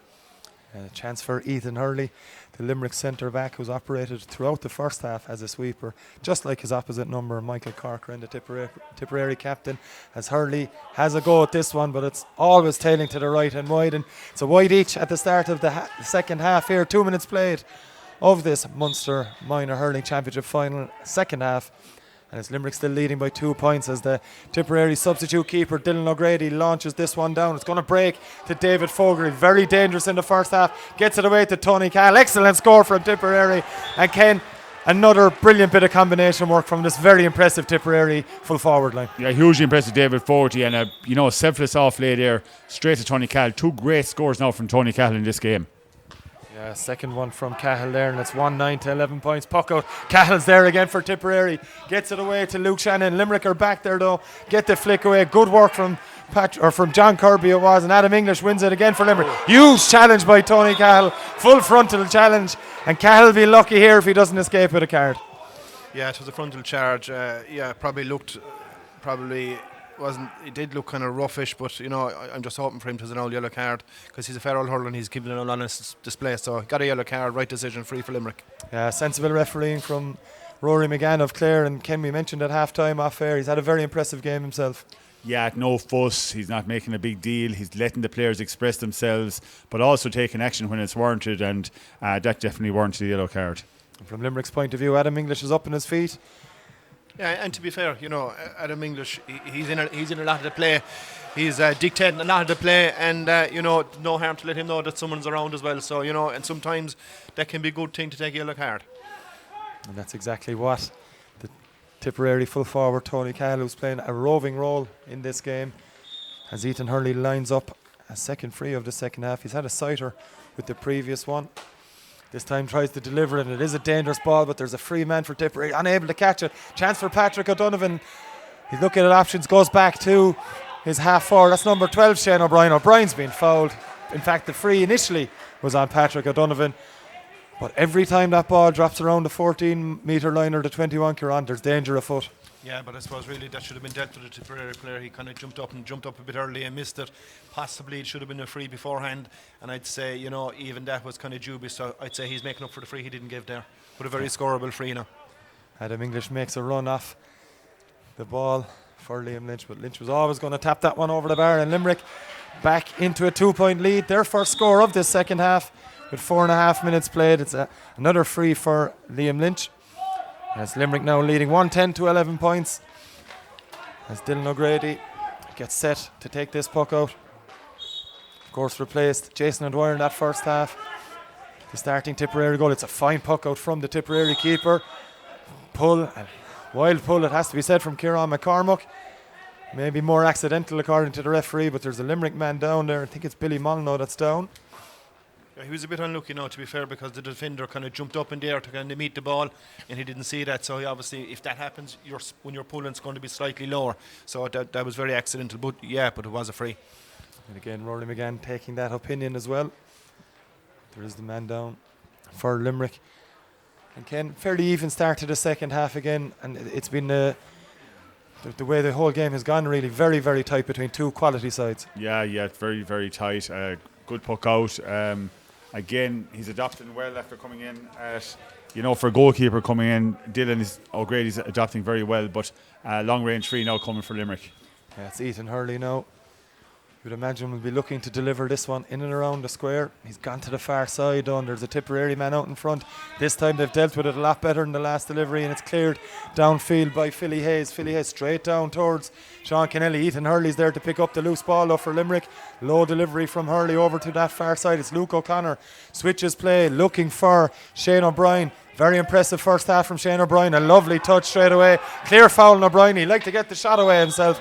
Is hooked as he pops it away, but Kieran, every time Shane O'Brien gets out in front, something develops. Yeah, and a crossfield ball again from Sean Whelan over, spread across to Shane O'Brien.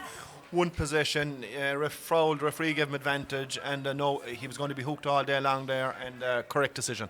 But looks very dangerous when the right ball is going into him. Yeah, chance now for Liam Lynch. He's 1 from 1 in the second half. He's 4 from 4 overall. Very, very impressive free-taking performance from the Limerick centre forward so far, just on the 45-metre line. No problem whatsoever for Liam Lynch and Limerick. Back into a goal lead, and Kieran, Tipperary came a little bit physical in the start of the second half. Limerick have responded well. Yeah, very good. And as I said, off air, it's kind of a pendulum kind of a game. Tipper dominating for 5, Limerick are dominating for 5, and that seems to be the pattern of the game since it started. It's a 6-free for Liam Lynch as Limerick come out with Vince Harrington looking for Luke O'Connor. O'Connor now under pressure over on that far side from the Tipperary captain, Michael Corcoran. He's done well to win a sideline ball, and it's going to be Barry Duff to take it for Limerick. As we mentioned, a goal advantage for Diarmuid Mullins' Limerick side in the early stages of this second half as Duff lines this one up. It's a fine cut from the midfielder looking for Liam Lynch. Good pressure from Cathal Quinn on that occasion for Tipperary, and it's Tipperary to come away with it. Good work down that side. It's fallen to Kieran McCormack. McCormack looking for support, comes back, but he stepped out over the line. And again, Ken, the work rate from this Limerick side throughout this game has been mighty. Yeah, strong tackling from both sides. To win a turnover like that is a huge boost to any team. Line ball now for Limerick, and they just have the edge at the moment. That 3 points lead, it's a strong lead, particularly at this time of the year. Indeed it is. Tipperary now. It's David Fogarty and Shane McGrath on the sideline trying to lift his charges. Well, Shane, fantastic senior hurler for Tipperary over the years, involved with this team, as Ken Hogan mentioned earlier, for last season and this season. John Kirby takes this. It's another fine strike from the Patrick Swellman. Liam Lynch has picked up the loose ball, shooting chance for Lynch. He's opted to keep going with it, flicks it back. The Tipperary are there in numbers and should come away with possession here. Again, a scrum develops, neither side able to win it cleanly. Patrick O'Donovan over there for Limerick as well. It's O'Donovan that has it for Limerick, has options outside. It's Luke O'Connor. He's got Sean O'Neill in the middle of the field. O'Neill under pressure immediately, looks at his options, flicks it back to O'Connor. O'Connor has John Kirby, looks to find Kirby. It's intercepted though, but O'Connor's there again for Limerick. Brilliant work from Luke O'Connor. Gets the hand pass away to Sean O'Neill, just a bit off target. And it's O'Connor there again for Limerick. O'Connor has won the free. Brilliant work from the Ballyfrown man. He was involved 3 or 4 times there, Kieran. Ferocious work rate. Yeah, ferocious work rate, but very important they're after getting the free, because I was saying to myself, sometimes you can over-elaborate it. I think the point was on, and sometimes you need a bit of common sense and keep it nice and simple.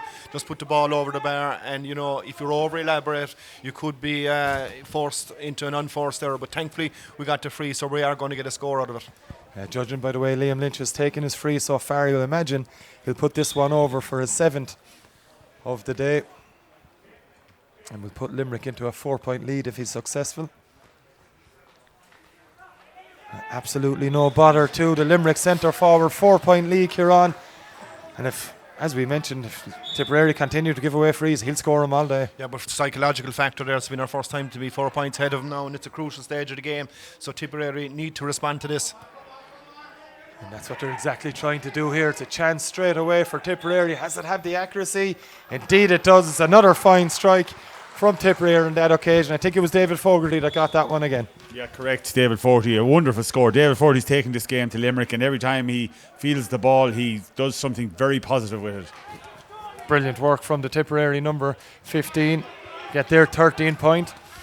It's Adam English trying to win it for Limerick with Tony Cahill there, but it's Luke Shanahan that gets it away, and Sean O'Neill trying to win it for Limerick. He had it in his hand and all of a sudden he didn't, and Tony Cahill now on the run for Tipperary, chased by Sean O'Neill, gets the hand pass away. It's another chance for Fogarty. Can he pop it over the bar? He certainly can. Another excellent score from the Tipperary corner forward, and Ken, just the response that Tipperary needed. Yeah, and great work again by Tony Cahill as well. Huge combination play. And you could see Burke there. He was looking up. Or David Fogarty. Would he pass it? Would he give the pass? Now substitute coming for Tip at a vital stage of the game.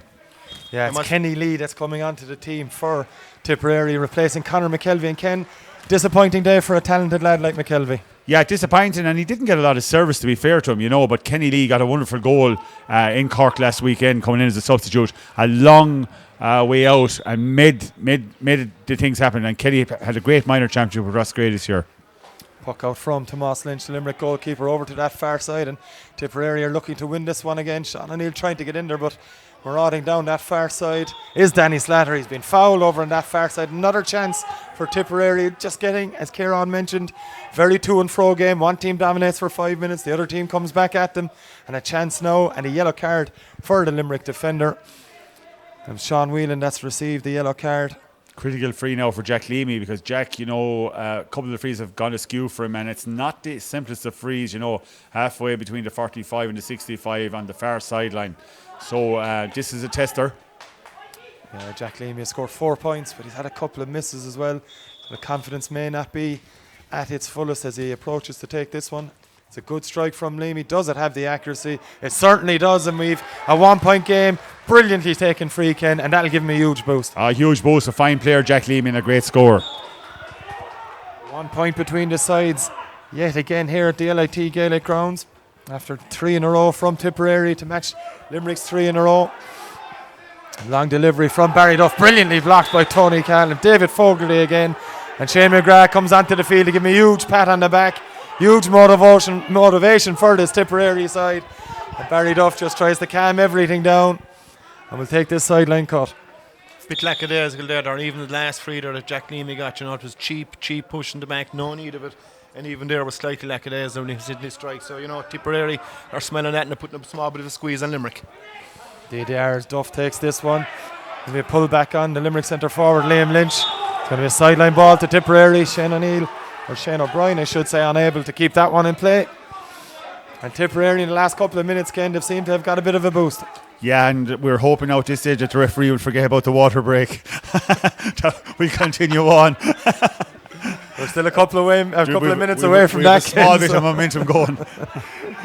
Sideline ball to be taken by Luke Shannon. It's a fine cut from the halfback in towards that full forward line. There's 2 Limerick men to 1, and it's broken for Fogarty. Ever dangerous David Fogarty here for Tipperary. He has it on the 21, goes crossfield. Excellent ball to Tony Cahill. Cahill, can he level up? Brilliant block from John Kirby. Excellent work from the Limerick midfielder, and they come away with it. Surely a foul on the Limerick fullback, Vince Harrington. He plays away. Brilliant work from Harrington as he delivers it up towards Shane O'Brien for Limerick. Great defensive work from Tipperary, and Luke Shanahan now looking to win it. He leaves it. Chance for Dara Stakelum. Stakelum with the shot. Does it have the accuracy? Be some score from Stakelum, and that's exactly what it is. It's all square in the Munster Minor Hurling Championship final, and a score for the ages from Dara Stakelum. Dara Stakelum, what a score. Magnificent take, and took responsibility as well, and he knew from the time he hit it. Wonderful point and a huge lift for Tipperary. Big lift for Tipperary. We're all square here at the LIT Gaelic grounds. 112 to Limerick, 15 points to Tipperary. Puck out, Adam English tries to win. It's brilliantly won by Stakelum again. Having a superb last couple of minutes, Dara Stakelum gets it away to Tony Cahill. Cahill on the run. Has he been fouled by Adam English? He has, according to referee Rory McGann. And Ken Hogan, Tipperary are really firing now. Yeah, Dara Stakelum is after towering into the game. You know, Peter McGarry has been very good. Now Dara has really flying into the game. He was frustrated giving away a free, but now a terrific take. Took the ball on the top of his hurley onto his hand. A wonderful run again from Tony Cahill. Tip just have a little bit of momentum at the moment. Yeah, and Conor Stakelum is hurling very well. And it's pretty obvious that Cahill and Fogarty are the real danger men. Anytime they have the ball, it's a score. And Jack Leamy pops this one over the bar for Tipperary, right on the water break, and Tipperary leading for the first time since the 10th minute of this Munster Minor Hurling Championship final. Ken, you said they didn't want the water break. Sadly, from a Tipperary point of view, that's exactly what they've got. Yeah, and I can tell you, you know, considering how astute Limerick have been at senior level with that water break and the tactics board, I think Kieran will come into play against that minute that Limerick will have to get together. Yeah, but come here, great character out of Tipperary, to be fair. They trailed by 4 points during that period, brought it back to level, now find themselves nosing ahead by 1 point, and finished extremely strong there during that quarter. From Limerick's point of view, Kieran, it's a chance to just settle everything down again and just look, go back to the process, lads. We're under a bit of pressure. We know what to do to get back into this. Yeah, and I suppose it's the quality of ball, really. It's, you know, this game is going to be one between 5 and 12, that area. And the one thing that is fairly noticeable, I haven't seen the stats in it. Every ruck that was there today, Tip have come out with probably the most of them. And it's, you know, it just shows, you know, the ruck really, it's how badly you want it and the hunger you have for it.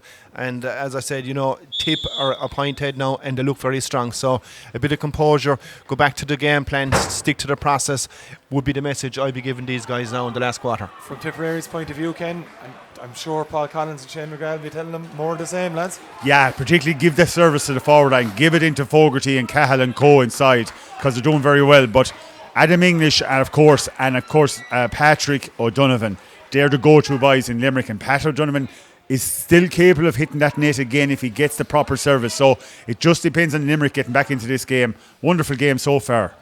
A superb second half that has seen Tip come right back into this game. They trailed by 2 at half time, and they're a point ahead now with 45 minutes on the clock. 15 minutes to go here at the LIT Gaelic grounds, and it's Limerick 112, Tipperary 16 points as Tomas Lynch gets ready to get us back underway. It's gone over to that far side. No surprise he's looking for Adam English, and no surprise that Adam English has come out with another catch, but the linesman over on the far side says he's gone out over the sideline, and you can hear from the Tipperary players what a huge boost that is to them to win that sideline ball.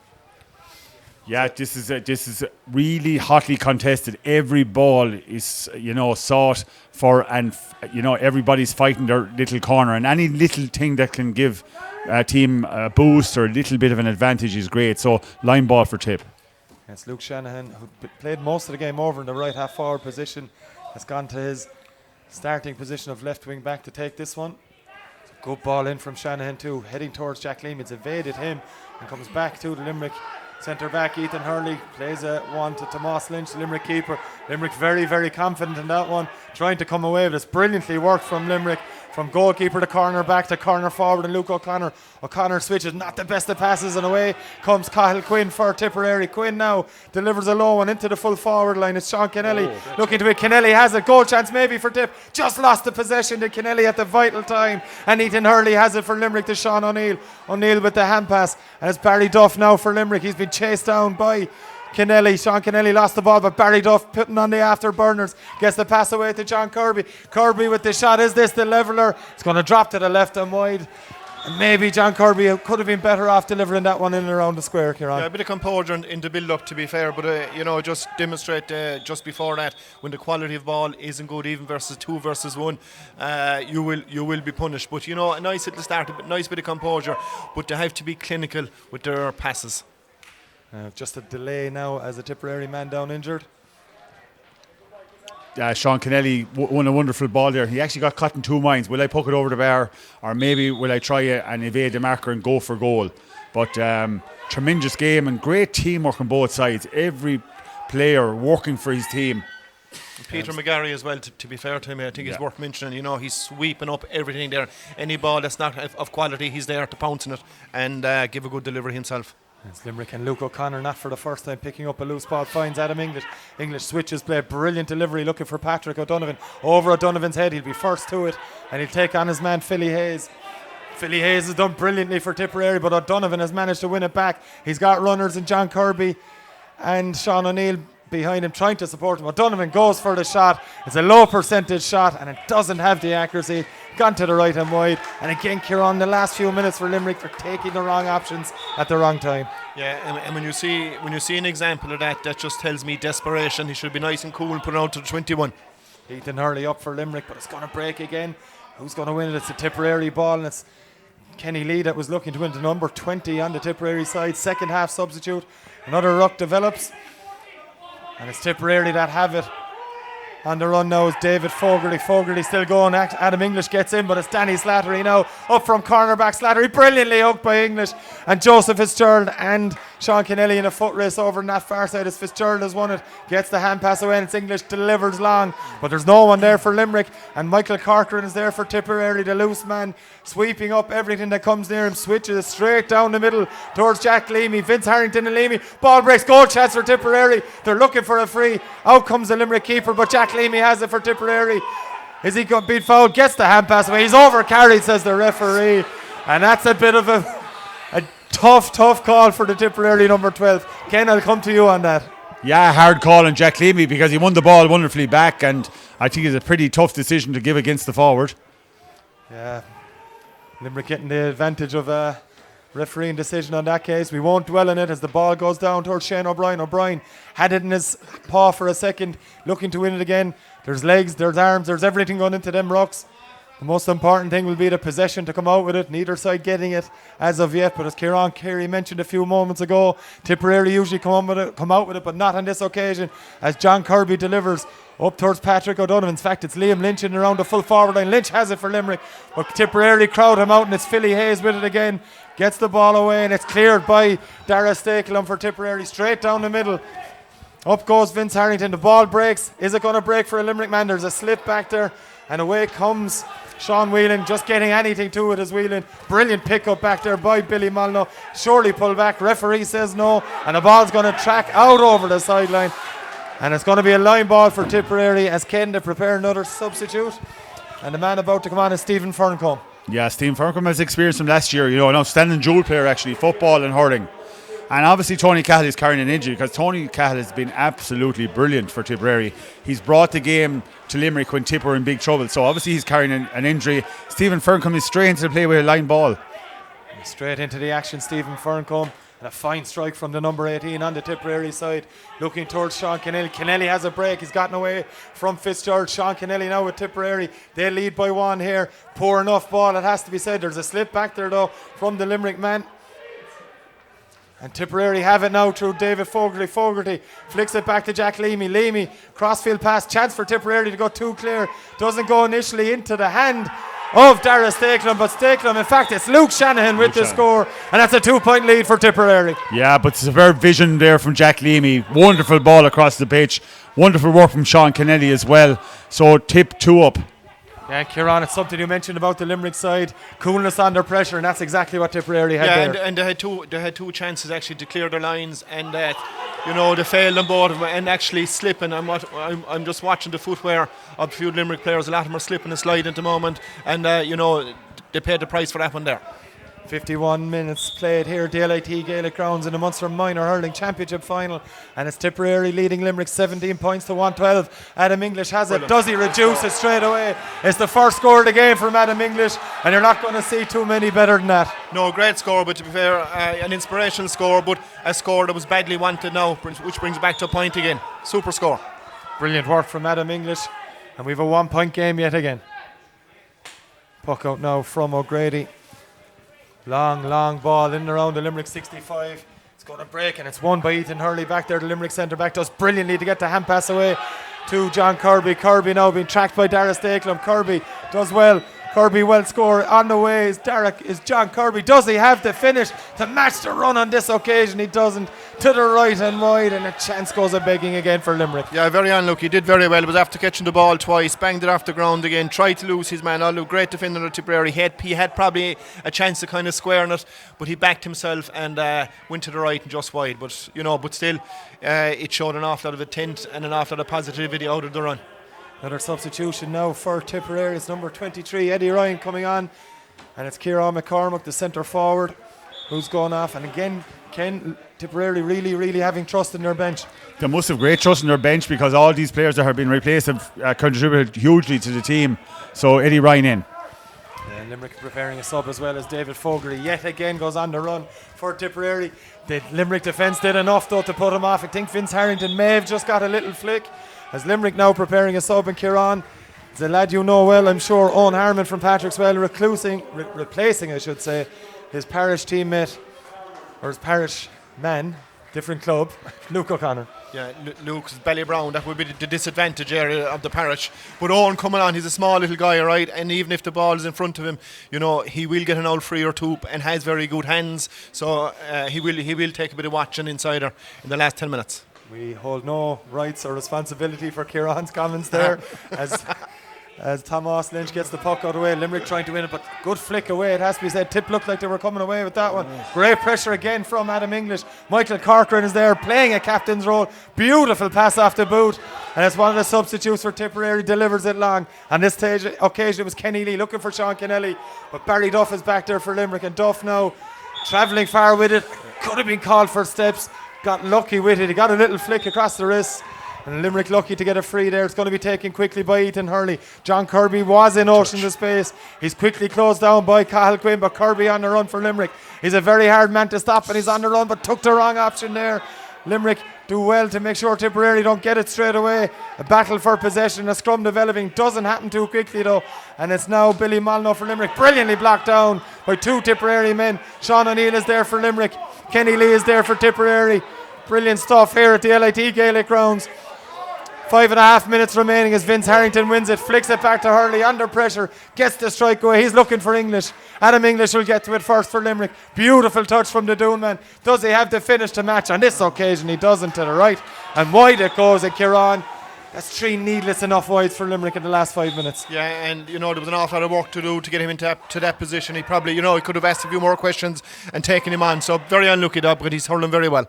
Indeed he is, as Tipperary win a sideline ball over on that far side. Sean Kennelly was on the run and Ethan Hurley forced to come over, tidy up the damage, and a chance now for Tipperary. Ken Hogan mentioned it earlier in commentary. The standard of sideline taking in the senior championship has been something else. Nothing wrong with that sideline ball. It's a low pass. It's going to drop for the Tipperary man, and a needless foul from the Limerick fullback Vince Harrington on David Fogarty, and a chance, Ken, to go 2 points clear again for Tip. And again, David Fogarty, everything he does is turning to magic, Beautiful turn there, forced the Limerick back into a free, but he has been the brains behind this operation up front. As well as scoring, he's assisted, he's won frees, but this is going to go down to the wire. Every ball has been frantically fought. Important free now for Jack.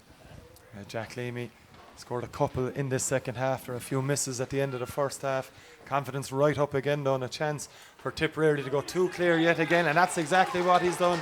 We've 56 minutes on the clock here at the LIT Gaelic grounds in the Munster Minor Hurling Championship final, and it's Tipperary leading 18 points to Limerick's 113 as Tomas Lynch takes this puck out. He goes short with it. As the Joseph Fitzgerald, the Limerick cornerback, does well. This Fitzgerald, Tipperary call for steps. Referee Rory McGann plays on. Gets to John Kirby now from Ethan Hurley's low pass. Kirby on the run. Danger ensues, but Tipperary are there in numbers. Kirby not giving it up for Limerick though. And the ball bobbling around. Huge, crucial possession. It's Limerick that Adam English looking to come away with. English may go for goal. Flicks it across. Goal chance. Chance there. Goal! Goal for Limerick. It's Owen Harmon that has got it. The Patrick's Wellman has buried it into the back of the net, and Limerick lead by one. Beautiful, beautiful vision from Adam English, Ciarán, and a firm finish from Harmon. Super goal, with great run by John Kirby. He lost possession. Limerick came out with the ruck. Ball was tapped out to Adam English. Looked like a certain point. Had a quick little look. He saw Owen Harmon, popped it into him, and great goal. Super vision. An outstanding time to get the goal with 3 or 4 minutes left. That's Limerick clearing it through Eden Hurley. It's not a great clearance though, and it's dropped to number 18 for Tipperary.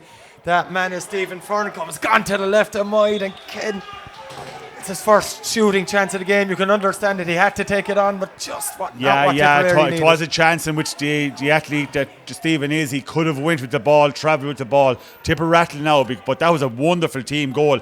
Adam Lynch, what vision to find Owen flying through the middle for the goal. That's Limerick under pressure now, and Tipperary have been given a free throw ball, says the referee. Liam Lynch the one blown up for that, and Jack Leamy coming out. It's as difficult a free as you're going to get, right on the touchline on that far side, but nonetheless, Ken, a chance for Tipperary to level as we hit towards the last few moments of the game. Yeah, and like this is 57-47. It's worth a go. Jack, brilliant striker. Tough one on the sideline, but he's experienced and he knows how to take frees. And he got one very similar to that not too long ago. I think when the squeeze is on him, the pressure's on him, he's probably at his best going by his last free. He does have the advantage of a strong breeze as well. Does it have the accuracy? It certainly does. Brilliantly taken free by the Tipperary number 12. Excellent work from Jack Leamy. And for the third time in this contest, the sides are level. Quick puck out taken by Limerick, and Ethan Hurley has it. Delivers it long, delivers it straight. Looking for Shane O'Brien. O'Brien's up. Adam English is up. English looking to flick it. Brilliant pick up there from John Kirby. Kirby on the run. He has the advantage coming to him. He'll want to pop it over himself. Gets it away to Sean O'Neill from Blackrock. Chance for Sean O'Neill. It's gone to the right and wide. Advantage had been played by referee Rory McGann. Limerick sideline argue it. I don't think they can have anything to argue it on that occasion. 5 seconds had certainly elapsed by the time John Kirby passed and the shot came. And we're still all square as Shane O'Brien brilliantly takes that one down. Hand pass out as Patrick O'Donovan has it. O'Donovan on the run now for Limerick. Beats one, beats two. Brilliant from O'Donovan. Goal out for Limerick here. Goes for it, tipped over the bar. And it's a Limerick lead yet again. There was another goal on for Limerick here on. Tapped it over the bar. Yeah, and there was a goal on, but to be fair, he took the sensible thing. Good save by the goalkeeper and tapped it over the bar. Limerick now are kind of on the driving seat. They're dominating now for the last 2 minutes. Yeah, Limerick into a point lead again, but it's Tipperary with Cathal Quinn. Quinn delivers low. They're going right for the juggler. It's Fogarty in there. Fogarty, can he get the ball up? The Limerick marking is tighter on this occasion, and away comes Joseph Fitzgerald. Tidy as you like from the corner back. Back to his keeper, Tomas Lynch. Lynch goes long. Shane O'Brien is there for Limerick. Luke Shanahan is there for Tipperary. And Cathal Quinn is there. It's 3-on-1 in there. Referee Rory McGann calls a halt to proceedings. We're losing our breath up here, Ken. Yeah, the one guy that he wanted the ball, the one guy that we didn't want in the ball was Patrick O'Donovan. Brilliant run through, was tasting a goal maybe on, flicked over the bar by the goalkeeper. 2 minutes. 2 minutes of additional time, just signalled by the sideline referee here, and it's Tipperary that have it through the ever-willing Danny Slattery. Slattery delivers it high and delivers it long into the full forward line towards Jack Leamy. Leamy's met quickly by Ronan Lyons, and Lyons has come out with it. He has options with him. He's been fouled surely by the referee. Referee Rory McGann gives it. We've the 21 seconds of added time played here. There's going to be a substitution on the Limerick side, and it's Josh Keating from Brough who enters the fray in place of Liam Lynch, the Limerick free taker. Lynch has had a relatively quiet game from play, Kieran. He did, yeah, but that was an exhibition of defending by the Limerick captain, Ronan Lyons. It was a great ball to Liam. It looked like a bread and butter ball. He shaded him, he slightly slipped, gathered possession, he was fouled. So it's going to take serious pressure out of Limerick now, which is free. Not only that, but it's delaying a bit of time as well.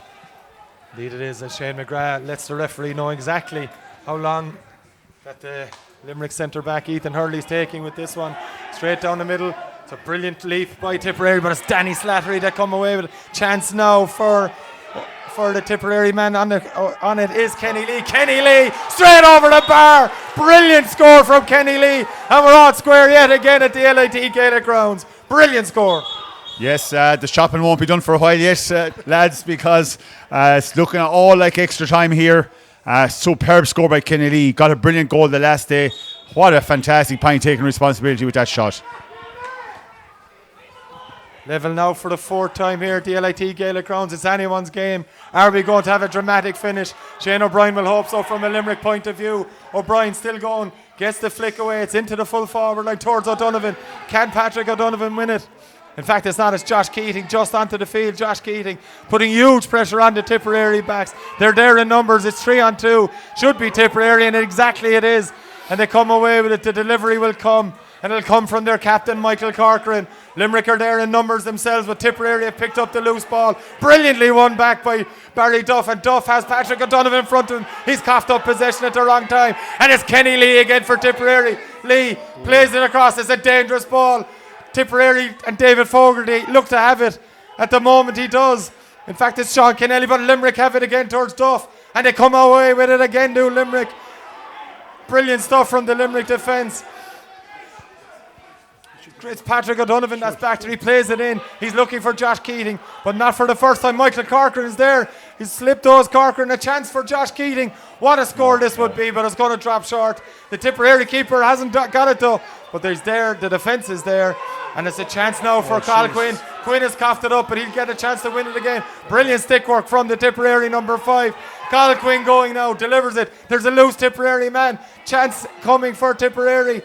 Over on that far side, Vince Harrington is there for Limerick, but it's still the Tipperary man with the shot. He's out. Oh, he's gone out. Ken Hogan, I was following the ball. There's a line ball. Referee Rory McGann hasn't seen his linesman yet. There's a line ball over on the far side. The Tipperary players are jumping around like jackrabbits, but they need to calm down, Ken. You spotted it first, line ball. From the very word go, you had the flag up. So, I mean, in actual fact, it was a number of seconds before Stephen scored a wonderful point. So it's just unfortunate. And to be fair, it's a minute and 24 seconds gone into at a time. So the most sensible thing to do now is to blow it up, because it would be the right thing to do. Both teams deserve a crack now straight into extra time. You just see both sides naturally tiring as we finish a breathless second half here at the LIT Gaelic Grounds. It's extra time in the 2020 Munster Minor Hurling Championship Final. And sure, why not another extra 20 minutes onto the season, lads? We're only delighted to be here and be talking about it. We'll be back with that extra time shortly.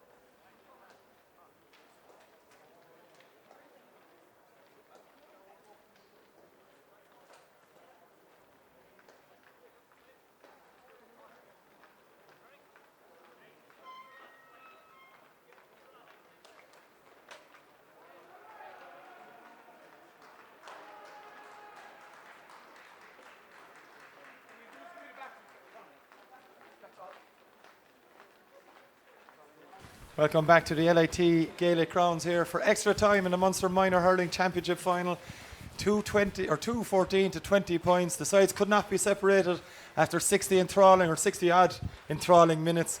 Ken Hogan and Kieran Carey joining me in commentary here for the whole game and extra time as well, lads. We had a cracker of a 60 odd minute game. Expecting more of the same in extra time. Yeah, this is an enjoyable game as I have been at it the whole year. This is massive entertainment. A huge bonus that both teams are getting the second chance. Myself and Kieran were encouraging the referee to blow it up. I think we're unanimous in that, in the fact that both teams, I think, deserved a second slice ahead. Now they're getting 20 minutes to try and do the job. So, wonderful game. Yeah, all I do was echo what Ken was saying. You know, it was 2 extra minutes. Next thing, it was an extra minute and a half. You know, both teams deserves a crack at very honest display, and you know, inevitably the best team will win today. It's Tipperary that have the earliest of the possessions here. Maybe a shooting chance immediately for number 21 on the Tipperary sides. That Darren Minogue, who's just been introduced. First touch for Minogue, under pressure quickly for, gets the pass away to Kenny Lee. In fact, it was number 23, Eddie Ryan, who had it initially. Looking for Eddie Ryan again is Kenny Lee, but Limerick come away with it, and a chance now for Barry Duff to clear his lines. Not the greatest of strikes from Duff, and Tipperary have it with Cathal Quinn. Quinn, an outstanding game in the opening 60 here. Shooting chance from the 65-metre line. That's going to trail badly to the right and wide. Wide for Tipperary. First chance, Ken, and no harm in Cathal trying that to get the cobwebs out after extra time. Yeah, but we had a chance earlier on, just as a bit of a mix-up in defence, and, 10 minutes is going to fly through, so you have to make the most of every opportunity. Dara Stakelam's down here for Tipperary. They're readying another substitutions. David Boyce, sorry, it's not, it's Pat Ryan from Upper Church Strumban getting ready to come on, wearing the red helmet for Tipperary and wearing number 24, and it is Dara Stakelam who's limping off the field. Their big blow for Tipperary. Stakelam's had a fine game, Ken. Fine game, fine young hurler, and it's a huge pity now that we've lost Tony Cahill and young Dara Stakelam. But this is why you have these panels, and this guy will fly into it as well. And Tip, to be fair, on the day, you know, they're not afraid to ring the changes. No, you very know, much. They've emptied the bench. They trust their bench, and you know, most good teams doing that at this stage of the game. Puck out from Tomas Lyons, and it's Tipperary and the aforementioned Pat Ryan who has it, delivered inside into the full forward line. Jack Leamy's there, tries to get a flick at it. Joseph Fitzgerald, who's had an outstanding game for Limerick at cornerback, flicks it away, and it's Sean Whelan now under immediate pressure. Whelan's done well to win that initially. Passes to Ethan Hurley, steps away, does Hurley again under immediate pressure, but John Kirby in plenty of space for Limerick. Kirby switches it. Diagonal ball, Adam English is around, Patrick O'Donovan is around, Tipperary have 2 men around as well. Liam Lynch is back on the Limerick side, came off in the final stage, he's back on for extra time. Neither side has it initially, but it's O'Donovan that wins it for Limerick. Tries to get the flick away, but Tipperary are there. Not the greatest of clearances though, and Barry Duff is there for Limerick. Shooting chance for Barry Duff. Is it going to drop? It's brilliantly controlled by the sub-keeper for Tipperary, Dylan O'Grady, and cleared. Long clearance down to that far side by the Tipperary goalkeeper. Again, it's Joseph Fitzgerald back there. Has his fullback Vince Harrington in support. Harrington takes the challenge, switches it, and it's going to be Billy Molyneux for Limerick. Molyneux gets past a couple of Tipperary men before delivering low, and a very deliberate ball to try and beat the Tipperary sweeper. It's not easy beat Michael Corcoran back there, but Josh Keating has done well. Fighting to win it again is Keating. Needs a bit of help. He's going to get it from Shane O'Brien. O'Brien, a brilliant first half, maybe a quieter second half, but the Kilmallock man gets the pass away right into the middle to the Limerick number 20. That's Owen Harmon, the goal scorer that looked to have clinched Limerick's second Munster Minor Hurling Championship in a row, but Tipperary came back into it now. A chance for Shane O'Brien. Beautiful little flick to create a bit of space. Does he have the finish to match? He certainly does. First score of extra time, and it goes to Limerick here on. Yeah, great score. And the beauty about that score, I suppose, Limerick kept the ball. They didn't give away the possession. I suppose they held on to for a good 30 seconds, and they needed that point, you know, because both sets of teams had a chance each before that, and you could see they're extremely tired, to be fair, because of the effort they're after doing. Beautiful catch from Adam English yet again. How many times have we said that? English on the run. Does he have the finish to match? It would be the score of the game by far. Oh my Lord, what a score from Adam English. The Doon man coming to the fore. Sublime catch, and Kieran to finish the match. Yeah, come up with the hour, come up with the man. He had an outstanding year with Doon this year to minors. He was with Limerick last year, and to be fair,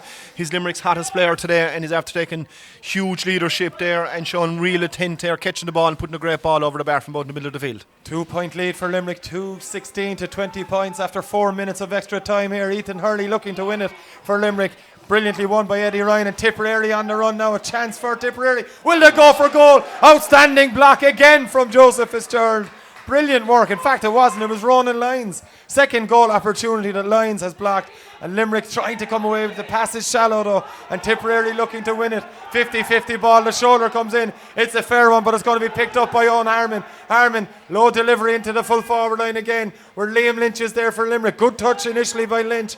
Looking at his options. Goes down the left side. Liam Lynch is away here for Limerick. Goal chance maybe for the centre forward. Brilliant flick inside. Definitely foul. And a chance for Lynch himself, you'd imagine, to put Limerick 3 points clear.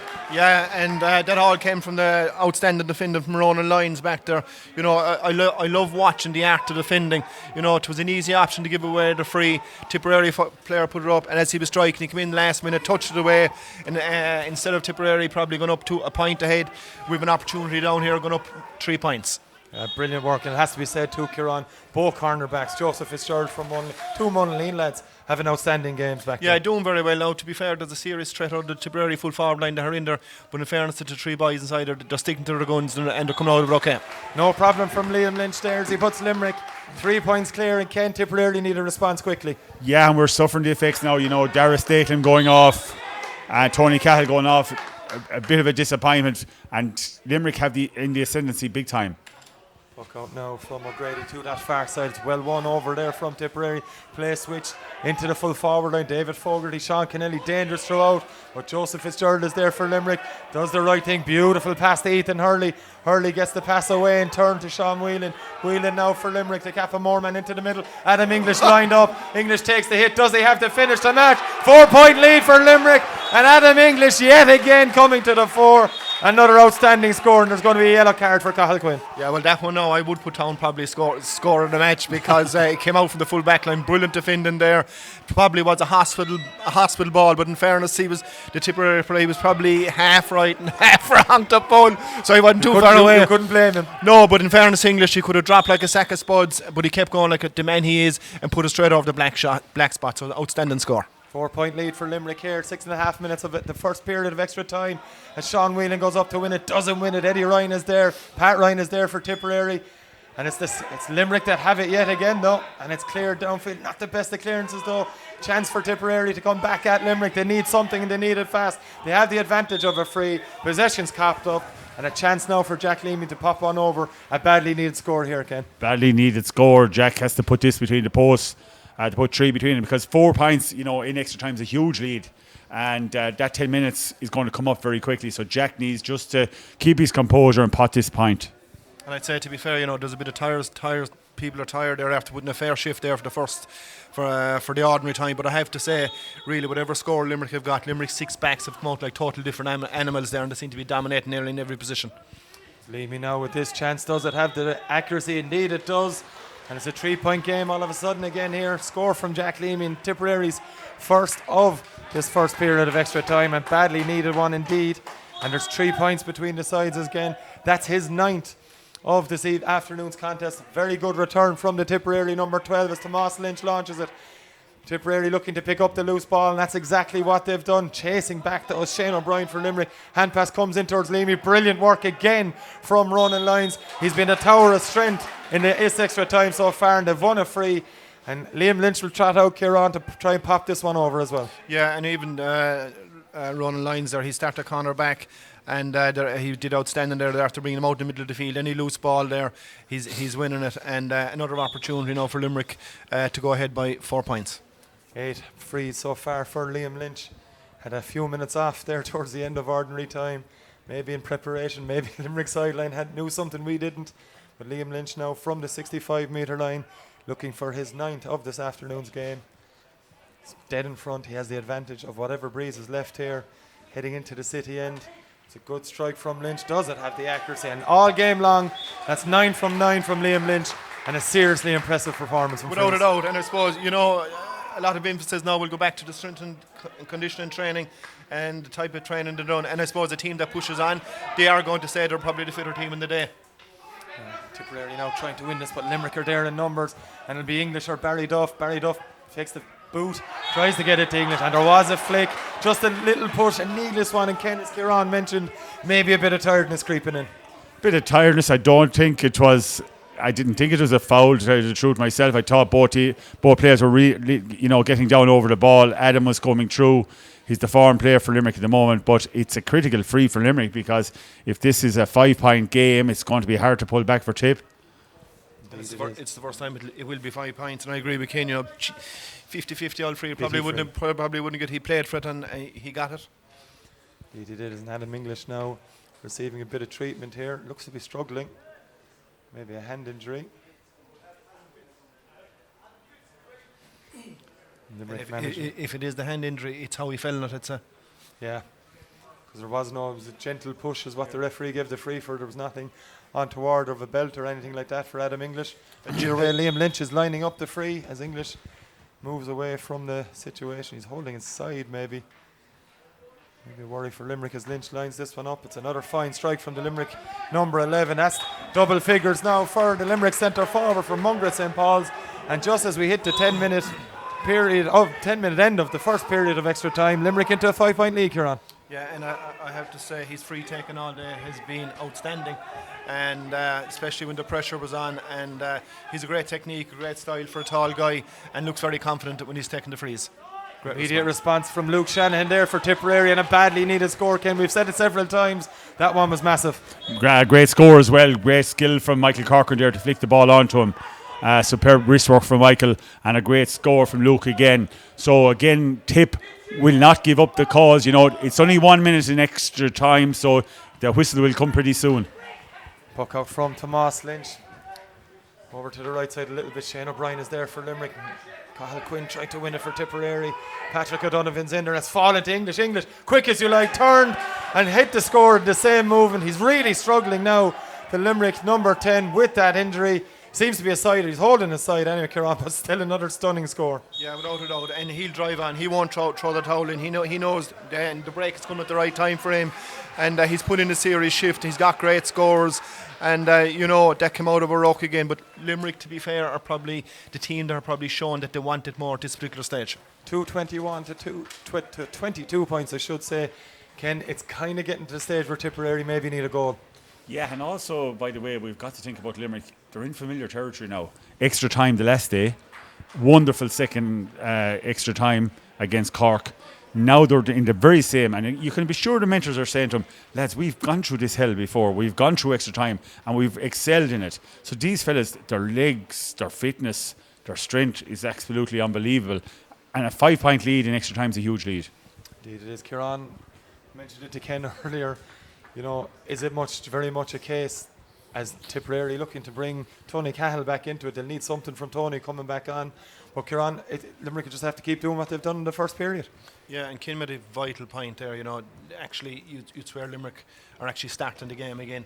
And, against Cork, they played outstanding during that 20-minute spell.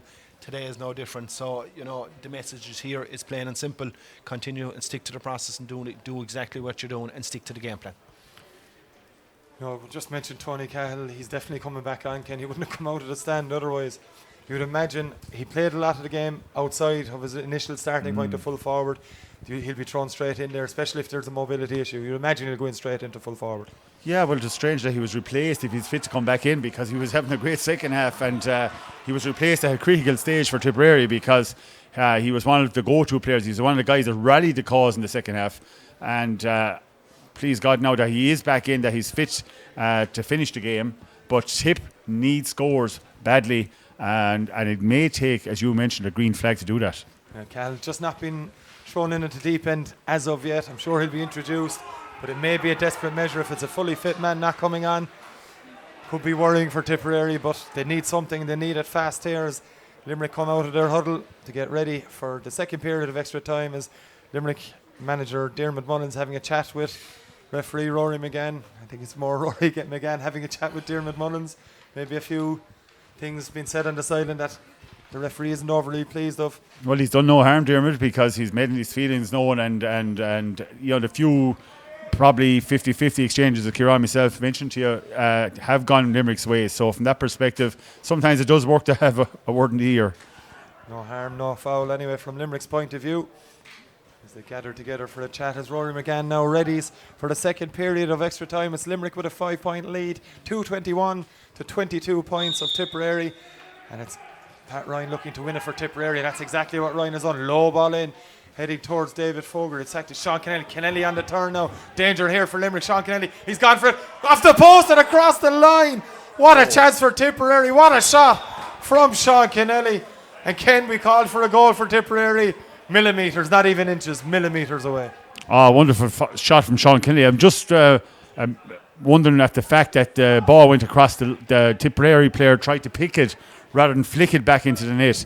But he has called back for a free, by the way, the 5 seconds rule. It's 65, it's a 65. 65, must have been a Limerick hurley. So it must be a hurley, yeah. It was, and he was waiting, actually, and I was actually spotting at him. If it was a goal, he would have given it. It's Peter McGarry with the strike, and it's gone over the bar from Peter McGarry. A fine strike from the Tipperary midfielder. Still all to play for. Tipperary with the first score of the second half of extra time, Ken. Yeah, still all to play for. Great score from McGarry, actually. Wonderful point. So Tipper still in this. Long puck out from Tomas Lynch. Looking for Shane O'Brien to Kilmallock. Excellent catch from Shane O'Brien. He's on the run. McGarry with the challenge. Shane O'Brien does well to get anything under pressure away, and it's in towards Adam English. English clearly struggling with an injury in the first half of extra time, still pulling off some outstanding scores, and it's Limerick that still have it with Josh Keating. Keating gets the pass away. It's Shane O'Brien again. O'Brien, cool as you like, in no rush whatsoever to pick up that ball, gets the pass away. Josh Keating threw it up in front of the Tipperary man. Does well though to flick it away again from Luke Shanahan over, and it's buried up. Brilliant block from Shanahan. Limerick now trying to win it. Tipperary probably needed that bit more at the moment. It's Tip that come away with it. Ball from Shanahan delivered into the full forward line. There's 2 Limerick men going for it with 1 Tipperary man. It's Vince Harrington that's gone with it. Joseph Fitzgerald coming out. He's getting anything he can on it. The small little corner back over in that Limerick, wearing the Limerick number 2, but no clear possession as of yet. Harrington is there for Limerick, does well to pick it up. Vince Harrington drops it, picks it up again, gets the pass away, and it's Joseph Fitzgerald now for Limerick. Switches play over towards Shane O'Brien. O'Brien, good battle between him and Pat Ryan. Shane O'Brien, Pat Ryan battling. Pat Ryan has a brilliant flick away from Shane O'Brien, the Limerick number 12. 4 points to his name in the game, and his work rate just as good as well as Peter McGarry looking to come away. Kirby's there, hunting in packs Limerick. Tipperary have it yet again, and it's Slattery. Low ball in from Danny Slattery. No one there for Tipperary. Ball breaks inside. Ronan Lyons is there. Brilliant work again from the Limerick full back line. This time it's Lyons, and it's Sean Whelan. Sorry, that's Billy Molyneux. Molyneux gets it away to Owen Harmon. Harmon under severe pressure. Tipperary have it, and Harmon has it again. In fact, now it's Kenny Lee coming away for Tipperary. Gets it away to McGarry. At the third attempt, he catches it. Gets the pass away. Pat Ryan launches it. Gets well hooked. There's bodies all over the field here, suffering from cramp. It comes to David Fogarty. Fogarty with the shot. Got to the right and wide. And can you get the feeling that was a crucial miss? Crucial miss because it was a sustained period of play there for about 1 minute. Limerick were really defending, all guns blazing. Tipper trying to get the score. If David Booker got the point, it was a 3-point game, a huge boost. Now players are beginning to cramp all over the pitch because at this time of the year, these things are coming to happen. I know Tony Kettle is going to be introduced again. Yeah, there's 2 Limerick men down, John Kirby and Billy Molyneux, and for Tipperary, you're just waiting to see. We can't really see at the moment who's down for Tipperary. Limerick are readying 2 substitutions. Patrick O'Donovan's going to be coming off. John Kirby certainly coming off. In fact, it's not for Tipperary. Eddie Ryan is off for Tony Cahill. Just meant John Kirby, certainly one of the men coming off for Limerick. A tireless performance from your club man, Kieran. Excellent performance, but definitely he's out on his feet now. Yeah, and as Ken said, there was about 4 or 5 down there were cramp. But that passage of play, as Ken said there, I felt if it went wide or we defended it, it would be outstanding for us. But, great credit must go to Joseph Fitzgerald, Vince Harrington and Ronan Lyons back there. They're playing outstanding. And, if that point went over, it would be worrying times because it would have brought back to 3 points. Yeah, substitution as well for Limerick. Kirby, as we said, gone off. Adam Fitzgerald is on. I think Limerick are going to make another one as well. And there's another injury for Tipperary. He's not going to be able to continue. Joe Caesar has come into the fray, replacing We'll confirm that Tipperary won the side. It's Danny Slattery, I think. Danny Slattery, who's had a wonderful game. Outstanding performance, and we've seen him in cornerback, but we've seen him up the field so many times as well. Yeah, and he will be a huge loss to Tipperary. Huge loss. And it has to be said, Ken, at vital times in this game, Tipperary have been very unlucky when it comes to injuries. Yeah, well, hugely unlucky considering our full back and goalkeeper went. I mean, any team, players, these things happen, but when you lose your goalkeeper and full back within minutes, it's a huge blow. Patrick Finn is also on the field for Limerick. He's replaced Billy Molyneux. And we're just about to get back underway again. It's Limerick leading 221 to 23 points. The only score of the second period of extra time so far is that 65 from Peter McGarry. And Tomas Lynch launches this one down the far side over to that right wing. Patrick O'Donovan is up for Limerick. Got the hurley to it, but can't control it. It's going to be a sideline ball. And Kieran, it's all about time and game management now for Limerick. And not only that, discipline is going to be huge too as well. And I'm watching David Flaherty inside there for Tipperary too, who's carrying an old knock. So, it's very important to defend correctly and not to be giving away any stupid or silly cheap frees.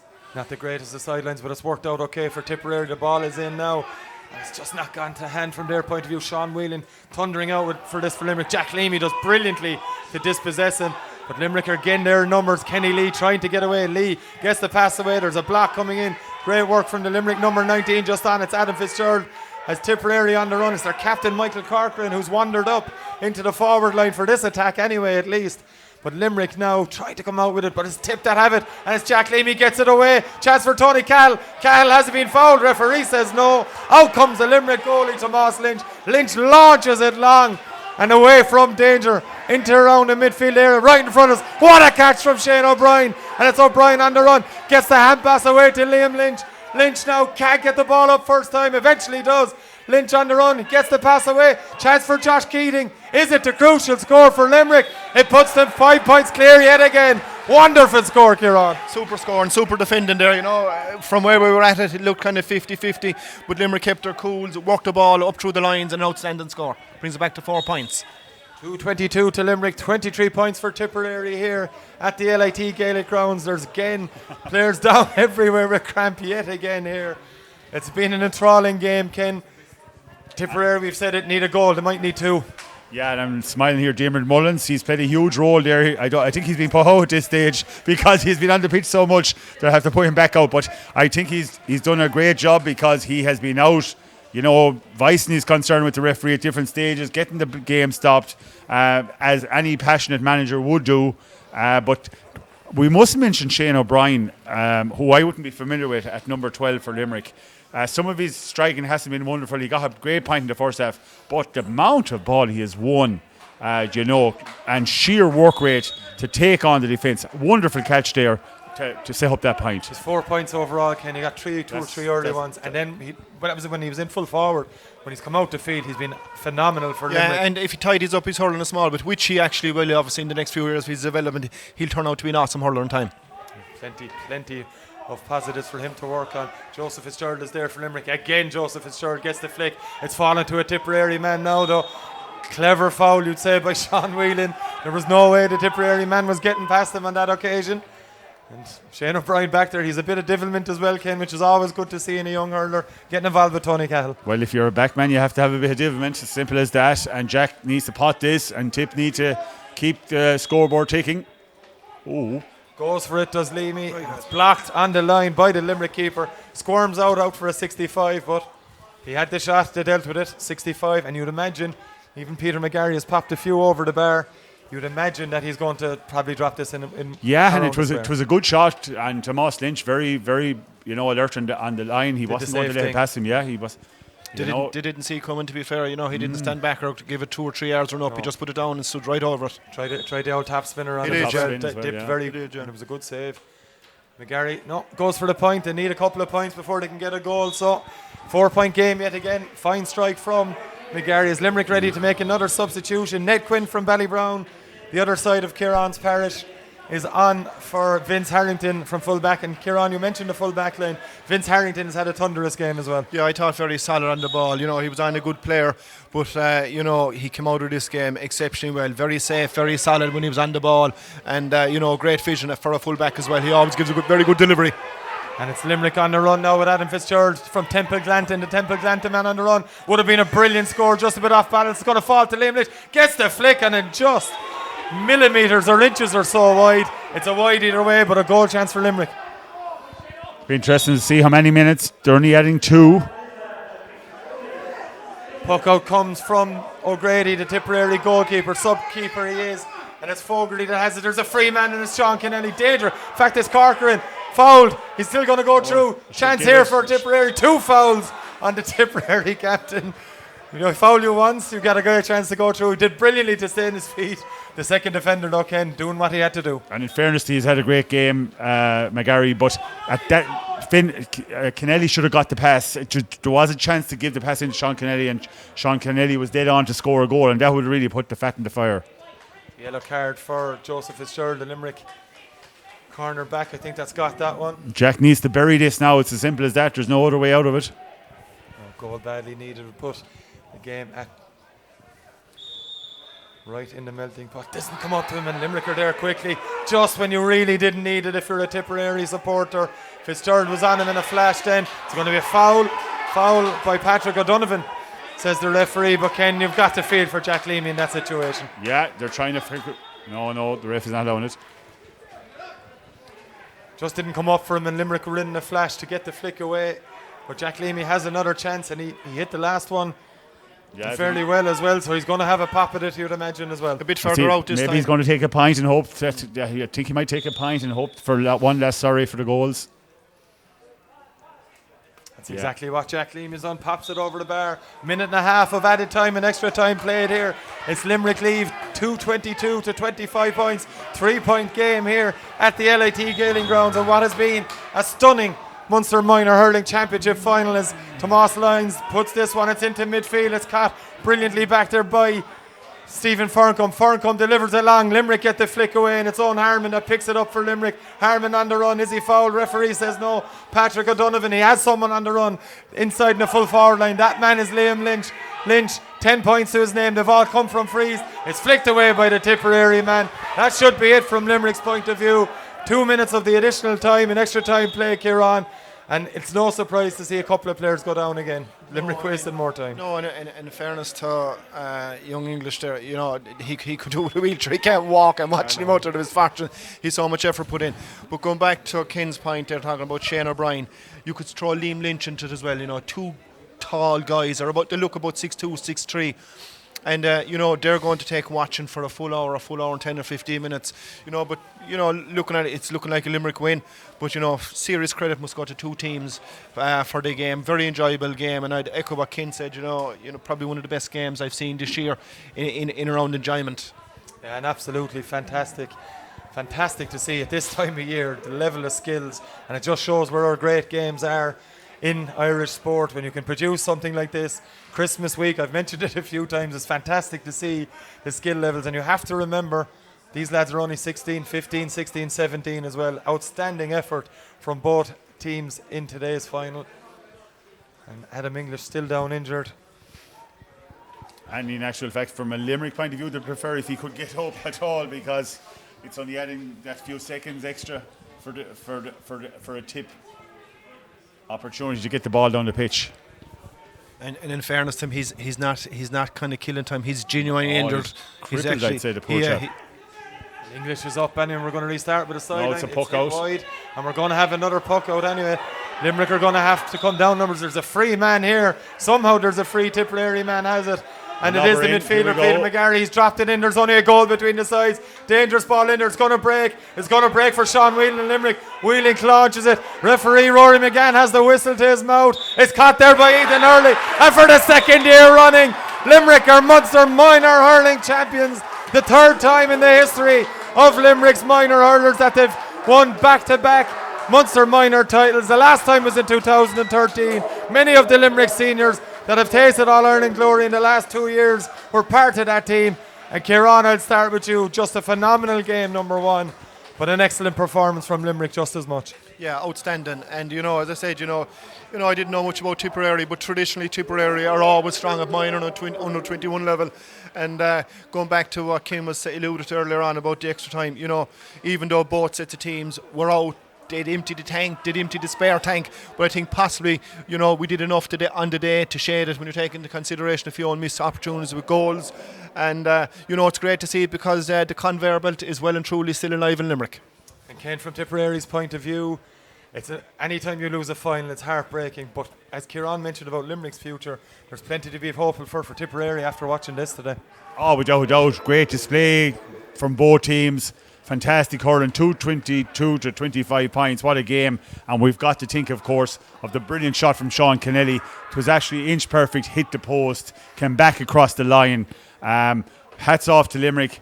Wonderful game. I think, Adam English, Shane O'Brien and centre forward Liam up front, they were absolutely brilliant. But overall, I think in the context of the game, it went to a draw. We'd have been happy with a replay, but Limerick just got the vital scores, and their second, the extra time, they started like trains. And as Kieran mentioned, that 5-point lead, we hadn't seen it during normal time, and it was just enough to hold out. And Adam English, hopefully he's in one piece. As you mentioned yourself, it's early January, so hopefully he'll have time to recover. But what a year for Limerick. What a year. Yeah, Limerick will actually play, and their focus probably won't be on it now, but on January the 2nd or 3rd they'll play Galway in the All-Ireland semi-final. Adam English seems to have miraculously recovered down in front of us as he's heading to get the Munster Cup. But Kieran, for the likes of Adam English, and look, you have to point him out, from moment one he caught a ball after a couple of minutes from a Tipperary puck out, and from that moment on he was outstanding. Yeah, he set to stall out, and I think I predicted it. This fella's going to be on his game today. Great for his confidence, and 9 times out of 10, most teams with their big players, no matter what type of system you have, you need your big guns, your big players to come, and he was one of a good few players who came today. I thought our backs, especially in when we went into extra time, I thought they dominated during that period, did very well to keep Tipperary out, and the 15 that finished for Limerick there, you'd find it hard to pick one who underperformed. And if you are to win Munster champions, that's what you need. You need 2/3 of your team coming out and playing very well. Again, just looking forward now, for this Limerick team, Christmas is next week. I mean, there's not exactly going to be a huge amount of time for training in the next few days, but I think Diarmuid Mullins might have allowed the Christmas dinner, but their focus will be very much on Galway then straight after. Yeah, and I think, the powers of recovery now, I mean, hats off to both teams. They were in excellent physical condition. But I think the powers of recovery are important now for Limerick. They have all the hard work done. They are now in an All-Ireland semi-final situation. And from a Tipperary perspective, they've had a great year. It's disappointing to lose a Munster final. But having said that, there's great potential there. And I think, in all fairness, they will be well. Minors, young fellas, when you're 16, 17, you'll be crippled tonight. But when you wake up in the morning, you'll be on an absolute high, and the recovery rates will be very fast. And that's it. Limerick are Munster Minor Hurling champions for the second year in succession. Adam English has lifted the trophy here at the LIT Gaelic Grounds. That's all from us here on the stream from Munster GA. My many thanks to Kieran Carey and Ken Hogan for their expert analysis. This is John Keogh signing off for Munster GA. Thanks for watching. Thanks very much. Well done, Adam. Some game, Adam. Thanks very much.